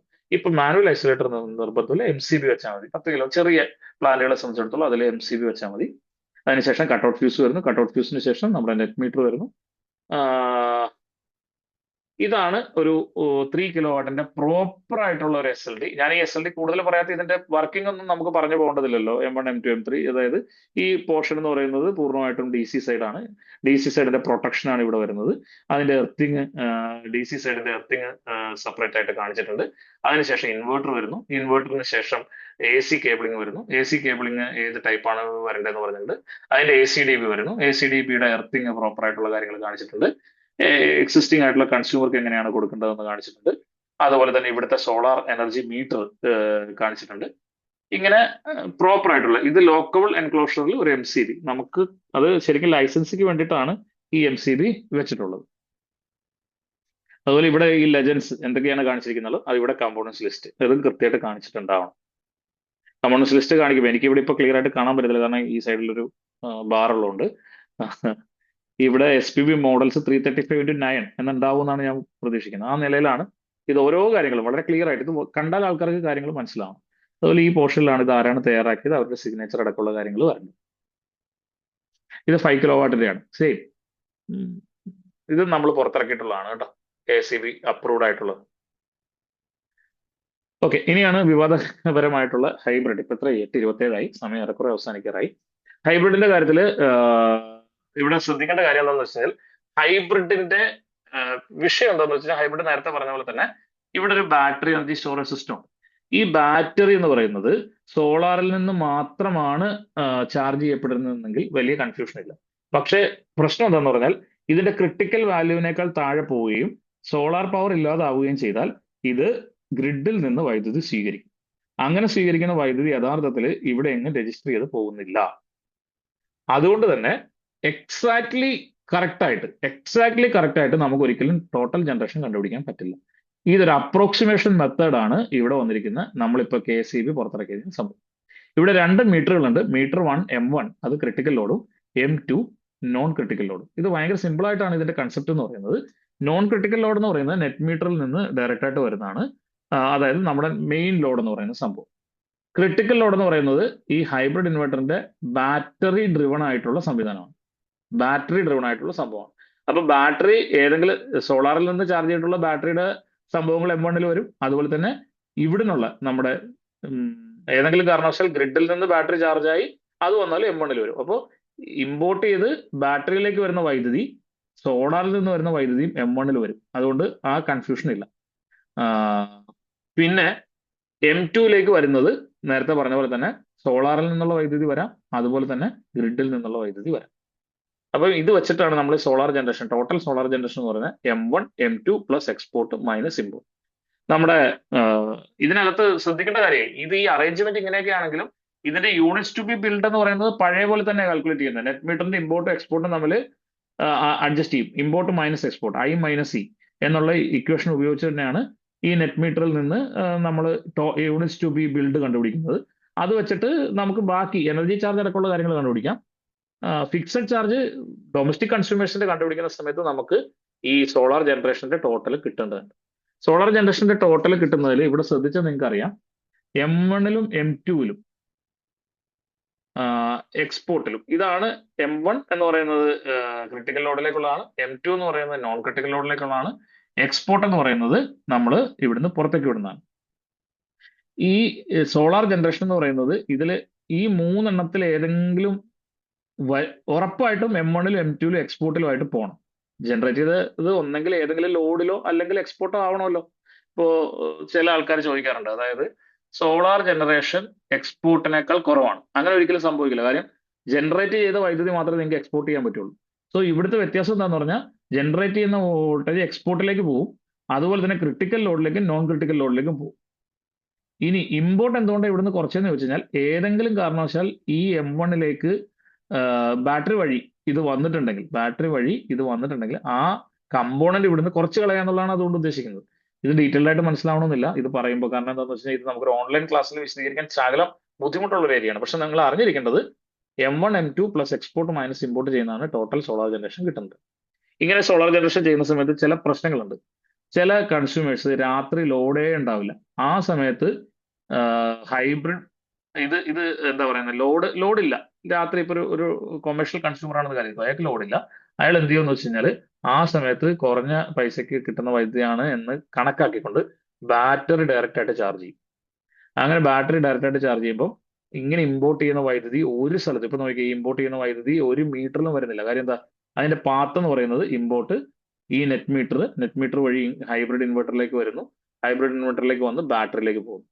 അപ്പൊ നമ്മൾ ചില സമയത്ത് T1 T2 T3 അതായത് TOD കൺസ്യൂമർ എടുക്കുന്ന സമയത്ത് T3 നെഗറ്റീവായി വരാനുള്ള സാധ്യതയുണ്ട്. T3 നെഗറ്റീവായി വരാറുണ്ട്, ചിലയിടത്ത് T2 നെഗറ്റീവായി വരാറുണ്ട്. പക്ഷെ T1 സാധാരണഗതിയിൽ നെഗറ്റീവായിട്ട് വരാറില്ല. ഇങ്ങനെ വരുന്ന സമയത്ത് നമ്മൾ ചെയ്യേണ്ട പ്രായോഗിക പരിപാടി എന്താണെന്ന് വെച്ച് കഴിഞ്ഞാൽ T1-ഉം T2-ഉം T3-യുടെയും സെപ്പറേറ്റായി സോളാർ ജനറേഷൻ കണ്ടുപിടിക്കുകയും അതിന്റെ ക്യുമുലേറ്റീവ് അതായത് മൂന്നും കൂടെ ആഡ് ചെയ്യുകയും ചെയ്യാം. അങ്ങനെ മൂന്നും കൂടെ ആഡ് ചെയ്യുന്ന സമയത്ത് എന്തായാലും അത് പോസിറ്റീവ് ആയിരിക്കും. കാരണം ടോട്ടൽ ജനറേഷൻ ആയതുകൊണ്ട് അത് പോസിറ്റീവ് ആയിരിക്കും. അത് T1-ൽ കൊടുക്കുക, അതായത് നോർമൽ ടൈമിൽ കൊടുത്തുകൊണ്ട് ഈ പ്രശ്നത്തെ പരിഹരിക്കുക. ഇങ്ങനെയാണ് ഇപ്പൊ തൽക്കാലം. ബാക്കി രണ്ട് സീറോ ആയിട്ട് ഇടുക. കാരണം നമുക്ക് അറിയാവുന്ന ഒരു കാര്യമാണല്ലോ, സോളാർ ജനറേഷൻ എന്തായാലും രാത്രിയോ T2-ലോ T3-യിലോ സോളാർ ജനറേഷൻ ഇല്ല. പക്ഷെ ഇതൊക്കെ എവിടെ വരെ എന്ന് ചോദിച്ചു കഴിഞ്ഞാൽ ഈ മീറ്ററിംഗ് സംവിധാനത്തിൽ ചില സാരമായ ചില പരിക്കുകളുണ്ട്. എന്ന് പറഞ്ഞാൽ നേരത്തെ പറഞ്ഞ പോലെ ഇതൊരു അപ്രോക്സിമേഷൻ മെത്തേഡ് അടക്കമുള്ള സംവിധാനം ആയതുകൊണ്ട് ഇതിൽ എളുപ്പ മാർഗമായിട്ട് റെഗുലേറ്ററി കമ്മീഷൻ അന്വേഷിച്ചിരിക്കുന്ന ഹൈബ്രിഡ് ഇൻവെർട്ടറിൽ നിന്ന് ഡയറക്റ്റ് ആയി ഈ സോളാർ ജനറേഷൻ നിങ്ങൾക്ക് കണ്ടുപിടിക്കാൻ സാധിക്കുമോ? അങ്ങനെ സാധിക്കുമെങ്കിൽ അത് ഹൈബ്രിഡ് ഇൻവെർട്ടർ ഉണ്ടാക്കുന്ന ഇപ്പൊ 1-2 കമ്പനികളേ ഉള്ളൂ. അവരുമായിട്ട് അവരുടെ ക്ലൗഡിലേക്ക് ഇതിപ്പോ സേവ് ചെയ്യുന്നുണ്ട്. അതിൽ നിന്ന് ഇത് എടുത്തുകൊണ്ട്, കാരണം ഇത് നേരത്തെ പറഞ്ഞ പോലെ തന്നെ റിന്യൂവബിൾ പവർ പർച്ചേസ് ഒബ്ലിഗേഷന്റെ ഭാഗമായിട്ടാണ് നമുക്ക് ഈ ടോട്ടൽ ജനറേഷൻ കണ്ടുപിടിക്കേണ്ടി വരുന്നത്. പിന്നെ രണ്ടാമത് വരുന്നത് ഫിക്സഡ് ചാർജ് ആണ്. ഹൈബ്രിഡ് സോളാർ കൺസ്യൂമേഴ്സിന് കോൺട്രാക്ട് ഡിമാൻഡ് ബേസ്ഡ് ആയിട്ട് ഫിക്സഡ് ചാർജ് മാറ്റുന്ന ഒരു സാഹചര്യം വന്നു കഴിഞ്ഞാൽ ഈ ഇഷ്യൂ പരിഹരിക്കപ്പെടുകയും ചെയ്യും. അങ്ങനെ പല രീതിയിൽ അത് പരിഹരിക്കാനായിട്ട് ശ്രമിക്കുന്നുണ്ട്. അത്ര എളുപ്പമല്ല. കാരണം ഇവിടെ വരുന്ന നോക്കിയേ electrical energy to chemical energy, then chemical energy back to electrical energy. കാരണം ബാറ്ററിയിലേക്ക് ഇലക്ട്രിക്കൽ എനർജി കെമിക്കൽ എനർജി ആയിട്ട് സ്റ്റോർ ചെയ്യുന്നു, കെമിക്കൽ എനർജി വീണ്ടും ഇലക്ട്രിക്കൽ എനർജി ആയിട്ട് സ്റ്റോർ ചെയ്യുന്നത് തിരിച്ചു കൊടുക്കുന്ന സമയത്ത് ഉറപ്പായും അവിടെ പിന്നെ ഈ ഹൈബ്രിഡ് ഇൻവെർട്ടറിന്റെ ലോസുകൾ ഇതെല്ലാം കൂടെ ഒരു വലിയ ലോസ് ഉണ്ടാവും. അതുകൊണ്ട് എപ്പോഴും അപ്രോക്സിമേറ്റ് ആയിട്ട് മാത്രമേ ഇതിന്റെ ഇത് കിട്ടുള്ളൂ. അതുകൊണ്ട് ഇതിലൊരു വലിയ കൃത്യതയിലേക്ക് ഒരു സെക്ഷൻ ഓഫീസും പോകേണ്ടതില്ല. ആകെ ശ്രദ്ധിക്കേണ്ട M1 M2 എന്ന് പറയുന്ന സംഭവം നിങ്ങളൊരു രജിസ്റ്ററിൽ കീപ്പ് ചെയ്യേണ്ടതുണ്ട്. ഇനി ആൾക്കാർ ചോദിക്കുന്ന ഒരു ചോദ്യമാണ്, ഈ M1 ആണോ M2 ആണോ വരുമാനത്തിൽ കയറ്റുന്നത്? അവിടെ M1 കയറ്റിയാലും M2 കയറ്റിയാലും കുഴപ്പമില്ല, സീരിയൽ നമ്പർ ഏതെങ്കിലും ഒരെണ്ണത്തിന്റെ കയറ്റിയാൽ. കാരണം വരുമാനത്തിലേക്ക് നമ്മൾ കൊടുക്കാൻ പോകുന്ന ടോട്ടൽ ജനറേഷൻ ഇനിഷ്യൽ റീഡിങ് 0 ആക്കി വെക്കും. അതിനുശേഷം ഈ ഇക്വേഷൻ ആദ്യത്തെ മാസം അപ്ലൈ ചെയ്യുമ്പോൾ 250 കിട്ടിയാൽ 250 ആണ് അവിടെ ആഡ് ചെയ്യുക. So initial reading IR 0, FR 250. അടുത്ത പ്രാവശ്യം അത് 125 ആയാൽ 250 പ്ലസ് 125 375 ആയിരിക്കും. അപ്പം അത് M1-ന്റെ റീഡിങ്ങും M2-ന്റെ റീഡിങ്ങുമായിട്ട് ഒരു ബന്ധവുമില്ല. നമ്മൾ ഈ സോളാർ ജനറേഷൻ കണ്ടുപിടിച്ച് അതവിടെ ഡാറ്റ എൻട്രി ചെയ്ത് പോകുന്നത് മാത്രമേ ഉള്ളൂ. എപ്പോഴും ഇത് കറക്റ്റ് ചെയ്യാനായിട്ടുള്ള അവസരം പിന്നീട് വരും. കാരണം M1-ഉം M2-ഉം ഒരുമാനത്തിലേക്ക് ക്യാപ്ചർ ചെയ്യുന്ന തരത്തിലേക്ക് വരുന്നുണ്ട്. ഇപ്പൊ ഒരുമാനത്തിന്റെ ഒരു പ്രശ്നം എന്ന് പറഞ്ഞാൽ ഒരുമാനത്തിൽ എന്റെ ഫ്രെയിം വർക്ക് എന്ന് പറയുന്നത് വളരെ പഴയ ഫ്രെയിം വർക്കാണ് ഒരുമാനത്തിൽ ഇപ്പൊ നിൽക്കുന്നത്. അതൊന്ന് പുതുക്കിയാൽ മാത്രമേ നമുക്ക് എന്തെങ്കിലും കാര്യങ്ങൾ ഇനിയിപ്പം, അതായത് പുതിയൊരു സോഫ്റ്റ്വെയർ അതിലേക്ക് വരണം. ഇപ്പൊ നിലനിൽക്കുന്ന സാധനത്തിലേക്ക് ഈ മാറ്റങ്ങളെല്ലാം കൂടെ കൊണ്ടുവരാൻ ശ്രമിച്ചു കഴിഞ്ഞാൽ അത്ര എളുപ്പമല്ല എന്നുള്ളൊരു പ്രശ്നമുണ്ട്. എന്ന് മാത്രമല്ല, ഇപ്പോ സ്മാർട്ട് മീറ്റർ ഇംപ്ലിമെന്റേഷനുമായിട്ട് ബന്ധപ്പെട്ടിട്ടുള്ള പ്രോഗ്രാമിംഗ് ആണ് അവിടെ ഏറ്റവും കൂടുതൽ പ്രാധാന്യം കൊടുത്തുകൊണ്ടിരിക്കുന്നത്. അതുകൊണ്ട് ഇത് വരുന്ന മുറയ്ക്ക് ഈ നമ്മുടെ രജിസ്റ്ററിൽ നിന്ന് ആ ഡീറ്റെയിൽ എടുത്ത് ഇവിടെ എൻ്റർ ചെയ്യേണ്ട ഒരു സാഹചര്യം വരും. അതുകൊണ്ട് കൃത്യമായിട്ട് രജിസ്റ്റർ കീപ്പ് ചെയ്ത് പോകണം എന്നുള്ളത് പറയാം. ഇനി പലപ്പോഴും ചെല്ലുമ്പോൾ നെഗറ്റീവ് റീഡിംഗ് വരാനായിട്ടുള്ള ഒരു സാധ്യത വരുന്നത് ഇതേപോലെ ഇപ്പൊ ഈ താഴ്ത്ത് കാണിച്ചിരിക്കുന്നുണ്ടോ, അതായത് ഒരു കാരണവശാലും EV ചാർജർ ആണ് പലപ്പോഴും ചെയ്യുന്നത്. EV ചാർജർ ഹൈബ്രിഡ് സോളാർ എടുത്ത ശേഷം EV ചാർജറുകൾ വാങ്ങുന്ന ആൾക്കാർ ശ്രദ്ധിച്ചറിയാം, EV ചാർജർ കണക്ട് ചെയ്യാൻ വരുന്ന ആൾക്കാർ എപ്പോഴും അവിടുത്തെ നെറ്റ് മീറ്ററിൽ നിന്ന് ഡയറക്റ്റ് കണക്ഷൻ എടുത്തിട്ട് EV ചാർജറിലേക്ക് കൊടുക്കും. ഇത് ടാമ്പറിംഗ് അല്ല. അതെന്തുകൊണ്ടാണ് ടാമ്പറിംഗ് അല്ല എന്ന് പറയുന്നത് എന്താണെന്ന് ചോദിച്ചു കഴിഞ്ഞാൽ, ഇമ്പോർട്ട് എക്സ്പോർട്ട് ഈ ടോട്ടൽ യൂണിറ്റ് നമുക്ക് ഇവിടെ അറിയാൻ പറ്റുന്നുണ്ട്, ഇമ്പോർട്ട് എക്സ്പോർട്ട് ഉള്ളതുകൊണ്ട്. പക്ഷെ പ്രശ്നം എന്താന്ന് പറഞ്ഞാൽ ഈ M1 മീറ്ററിലോ M2 മീറ്ററിലോ ഈ പറയുന്ന ഡയറക്റ്റ് എടുക്കുന്ന ലോഡ് ഒരു തരത്തിലും M1ലും M2ലേക്കോ പോകുന്നില്ല. അതുകൊണ്ട് തന്നെ ഇവിടെ ആ സംഭവം മെഷർ ചെയ്യപ്പെടുന്നില്ല. M1ലും മെഷർ ചെയ്യുന്നില്ല, M2ലും മെഷർ ചെയ്യപ്പെടുന്നില്ല. അതുകൊണ്ട് തന്നെ എപ്പോഴും ഇമ്പോർട്ട് എന്ന് പറയുന്നത് M1 + M2 + എക്സ്പോർട്ടിനേക്കാളും കൂടുതലായിട്ട് നിൽക്കും. അപ്പൊ നെഗറ്റീവ് വാല്യൂ നിങ്ങൾ എന്തൊക്കെ ചെയ്താലും നെഗറ്റീവ് വാല്യൂ വരും. പലപ്പോഴും പരിശോധിക്കുമ്പോൾ നെറ്റ് മീറ്ററിൽ നിന്ന് ഡയറക്റ്റ് ആയിട്ട് EV ചാർജറിലേക്ക് കൊടുത്തിട്ടുണ്ട്. അപ്പൊ EV ചാർജർ ഉണ്ടെങ്കിൽ നമ്മൾ ആദ്യം ചോദിക്കുന്നത് ഇത് അങ്ങനെ ഡയറക്റ്റ് കണക്ട് ചെയ്തിട്ടുണ്ടോന്നായിരിക്കും. മിക്കവാറും 95% സ്ഥലത്തും അങ്ങനെ കണക്ട് ചെയ്തിട്ടാണ്. അതാണ് പലപ്പോഴും ഈ നെഗറ്റീവ് വാല്യൂ കിട്ടാനുള്ള സാധ്യത. അതുകൊണ്ട് EV charger or any other load shall not be connected on the supply side of the net meter എന്നുള്ളത് സൂചിപ്പിക്കുകയാണ്. ഫൈനലി PM കുസുമായിട്ട് ബന്ധപ്പെട്ടതാണ്. PM കുസും നമുക്കറിയാം അഗ്രികൾച്ചറൽ കൺസ്യൂമേഴ്സിന് സഹായകരമായിട്ട് ചെയ്യാനായിട്ട് വന്നിരിക്കുന്ന ഒരു സംവിധാനമാണ്. ഇവിടെ അഗ്രികൾച്ചറൽ കൺസ്യൂമറിന്റെ കാര്യത്തിൽ ശ്രദ്ധിക്കേണ്ട കാര്യം ഇത്രയേ ഉള്ളൂ, അയാളുടെ വീട് എന്ന് പറയുന്ന അഗ്രികൾച്ചറൽ ലാൻഡിനോട് ചേർന്നായിരിക്കണം. അതിന്റെ ഇപ്പൊ വരമ്പിനോടൊക്കെ ചേർന്നിട്ട് 2 ഏക്കർ 3 ഏക്കർ സ്ഥലമൊക്കെ ഉണ്ടാവും, ആ വരമ്പിനോട് ചേർന്നായിരിക്കണം. അവിടെ ഈ ലാൻഡിൽ നിങ്ങൾക്ക് സോളാർ ചെയ്യുന്നതിന് പകരമായിട്ട് നിങ്ങൾ വീടിന്റെ മുകളിൽ പുരപ്പുറത്ത് ഇത് ചെയ്യും. പുരപ്പുറത്ത് ചെയ്തിട്ട് എന്താ ചെയ്യുന്നതെന്ന് വെച്ച് കഴിഞ്ഞാൽ ഗ്രോസ് മീറ്ററിങ്ങിന്റെ സെറ്റപ്പാണ് ഇവിടെ ചെയ്തു വെച്ചിരിക്കുന്നത്. അതായത് നേരത്തെ നമ്മൾ ഗ്രോസ് മീറ്ററിങ് പറഞ്ഞല്ലോ, ആ ഉൽപ്പാദിപ്പിക്കുന്ന വൈദ്യുതി നേരെ നമ്മുടെ KSEBിയുടെ സർവീസ് ലൈനിലേക്ക് കൊണ്ടുപോകും. സർവീസ് ലൈനിലേക്ക് ഡയറക്റ്റ് കൊടുക്കുമ്പോൾ ഒരു പ്രശ്നം എന്താണ്, സർവീസ് ലൈനിലേക്ക് ഡയറക്റ്റ് കൊടുക്കുക ചെയ്യുന്നത്. അങ്ങനെ സർവീസ് ലൈനിലേക്ക് ഡയറക്റ്റ് കൊടുക്കുന്നതിന് ഒരു ബസ് ബാർ സംവിധാനം, ബസ് ബാർ ബോക്സ് എന്ന് പറഞ്ഞൊരു ബോക്സ് ഇവിടെ സെറ്റ് ചെയ്യാം. ഇനിഷ്യലി സെറ്റ് ചെയ്യേണ്ട ബസ് ബാർ ബോക്സ് ആണ്. അതായത് നേരത്തെ അയാൾക്ക് ഇങ്ങനെ ഒരു കണക്ഷൻ ഉണ്ടായിരുന്നു, KSEBിയിൽ സർവീസ് കണക്ഷൻ, അയാളുടെ ഡൊമസ്റ്റിക് എനർജി മീറ്റർ, അതുപോലെ തന്നെ കസ്റ്റമറുടെ ഇതായിരുന്നു അയാളുടെ ഇത്ര പോർഷനാണ് ആദ്യം ഉണ്ടായിരുന്നത്. ഇത്തരം പോർഷനാണ് അയാളുടെ ആദ്യം ഉണ്ടായിരുന്നത്. അതിലേക്ക് എന്താ ചെയ്തിരിക്കുന്നത്, ഒരു ബസ് ബാർ കണക്ടിവിറ്റി കൊണ്ടുവന്നു. ആ ബസ് ബാർ കണക്ടിവിറ്റി കൊണ്ടുവന്നിട്ട് ആ ബസ് ബാറിലേക്കാണ് ഈ സോളാർ കണക്ട് ചെയ്തിരിക്കുന്നത്. ഇവിടെ ഒരു സിംഗിൾ യൂണിഡയറക്ഷണൽ മീറ്റർ വരും. ഈ യൂണിഡയറക്ഷണൽ മീറ്റർ എന്ന് പറയുന്നത്, ഈ യൂണിഡയറക്ഷണൽ മീറ്റർ ആണ് ജനറേഷൻ, എത്രയാണ് ടോട്ടൽ ജനറേഷൻ വരുന്നത് കാണും. ഈ ജനറേഷൻ 250 യൂണിറ്റ് ആണെന്ന് കരുതുക.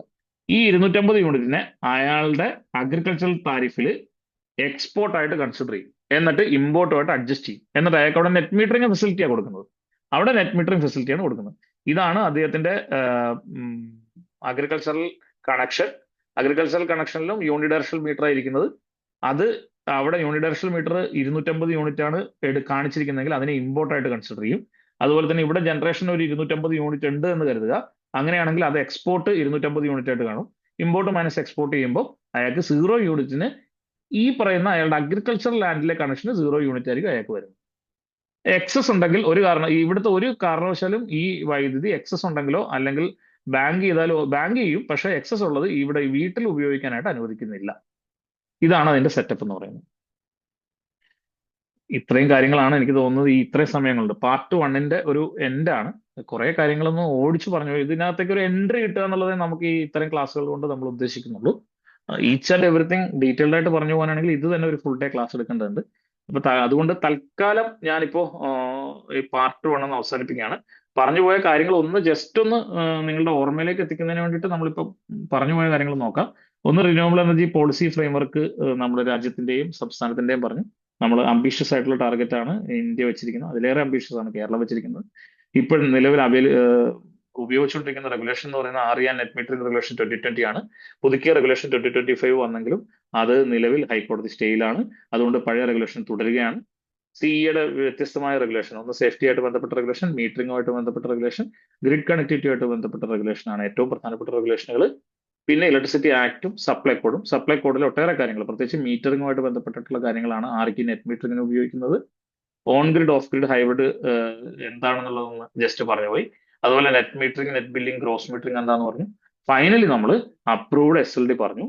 SLDയിലെ ഓരോ കമ്പോണൻസും നമ്മൾ ഇനി അടുത്ത ഘട്ടത്തിൽ ക്ലാസ് 2-ലൊക്കെ കണ്ടുപോകും. പക്ഷെ ഡീറ്റെയിൽഡ് ആയിട്ടുള്ള ക്ലാസ് ബി കോൺട്രാക്ടറിൽ കുറയാത്ത ഒരാളുടെ ഡീറ്റെയിൽഡ് ആയിട്ടുള്ള സിംഗിൾ ലൈൻ ഡയഗ്രാം, വൃത്തിയായി ഡീറ്റെയിൽഡ് ആൻഡ് ലെജിബിൾ ആയിട്ടുള്ളൊരു സിംഗിൾ ലൈൻ ഡയഗ്രാം നമ്മൾ ഇനിയെങ്കിലും വാങ്ങത്തക്ക രീതിയിൽ നമുക്ക് ഇടപെടൽ ഉണ്ടാവണം എന്നതാണ്. എന്നാലേ നമുക്കത് കൃത്യമായിട്ട് കാര്യങ്ങൾ മനസ്സിലാക്കി എടുക്കാൻ പറ്റുള്ളൂ. ഇത്രയും കാര്യങ്ങളാണ് പ്രധാനമായിട്ട് പറയാനുള്ളത്. പിന്നെ PM കുസും പലപ്പോഴും സംശയമുള്ള ഒരു സംഭവമാണ്. PM കുസും പറഞ്ഞു. അതുപോലെ ഇവിടുത്തെ സോളാർ ജനറേഷൻ കണ്ടുപിടിക്കുന്നതിന് വേണ്ടിയിട്ടാണ് ഈ അറേഞ്ച്മെന്റ് ചെയ്തിരിക്കുന്നത്. അത് M1 M2 എക്സ്പോർട്ടും അതിൽ നിന്നും ഇമ്പോർട്ടും മൈനസ് ചെയ്താൽ കിട്ടുന്നതാണ് സോളാർ ജനറേഷൻ വരുന്നത്. ഒരു കാരണവശാലും M1-ലോ M2-ലോ അല്ലാതെ ഒരു ലോഡ് പോലും ഏതെങ്കിലും ഒരു ലോഡ് M1-ലോ M2-ലോ കൂടെ കടന്നു പോകാതെ നമ്മളവിടെ വെച്ചിട്ടുണ്ടെങ്കിൽ ഈ ഇക്വേഷൻ പാടെ തെറ്റിപ്പോകും. അതുകൊണ്ട് അത്തരം കാര്യങ്ങൾ ഇത് ചാർജ് ചെയ്യുന്ന സമയത്ത് ശ്രദ്ധിക്കേണ്ടതുണ്ട്. PM കുസും ഇവിടെ പറഞ്ഞ പോലെ തന്നെ ഒരു ബസ് ബാർ അറേഞ്ച്മെന്റ് ആണ്. ആ ബസ് ബാർ അറേഞ്ച്മെന്റ് വെച്ചിട്ട് നമ്മൾ ടോട്ടൽ ജനറേഷൻ വരുന്നത് ഈ യൂണിഡയറക്ഷണൽ മീറ്ററിൽ നമ്മൾ റീഡ് ചെയ്യും. അത് അദ്ദേഹത്തിന്റെ തൊട്ടിപ്പുറത്തുള്ള, അതായത് അഗ്രികൾച്ചറൽ ലാൻഡിലുള്ള യൂണിറ്റുമായിട്ട് അഡ്ജസ്റ്റ് ചെയ്യുന്നതിന് KSC ബോർഡും റെഗുലേറ്ററി കമ്മീഷനും അപ്രൂവൽ കൊടുത്തിട്ടുണ്ട്. ഇതാണ് PM കുസുമിന്റെ സംവിധാനം. ഇതേ കാര്യങ്ങൾ പറഞ്ഞുകൊണ്ട് അവസാനിപ്പിക്കാം. ബാക്കി നമുക്ക് ചോദ്യങ്ങളിലേക്ക് പോകാം. ഒട്ടേറെ ചോദ്യങ്ങളുണ്ടെന്ന് എനിക്കറിയാം. അറിയാവുന്ന ചോദ്യങ്ങൾക്ക് അറിയാവുന്ന രീതിയിലുള്ള മറുപടികൾ പറയാം.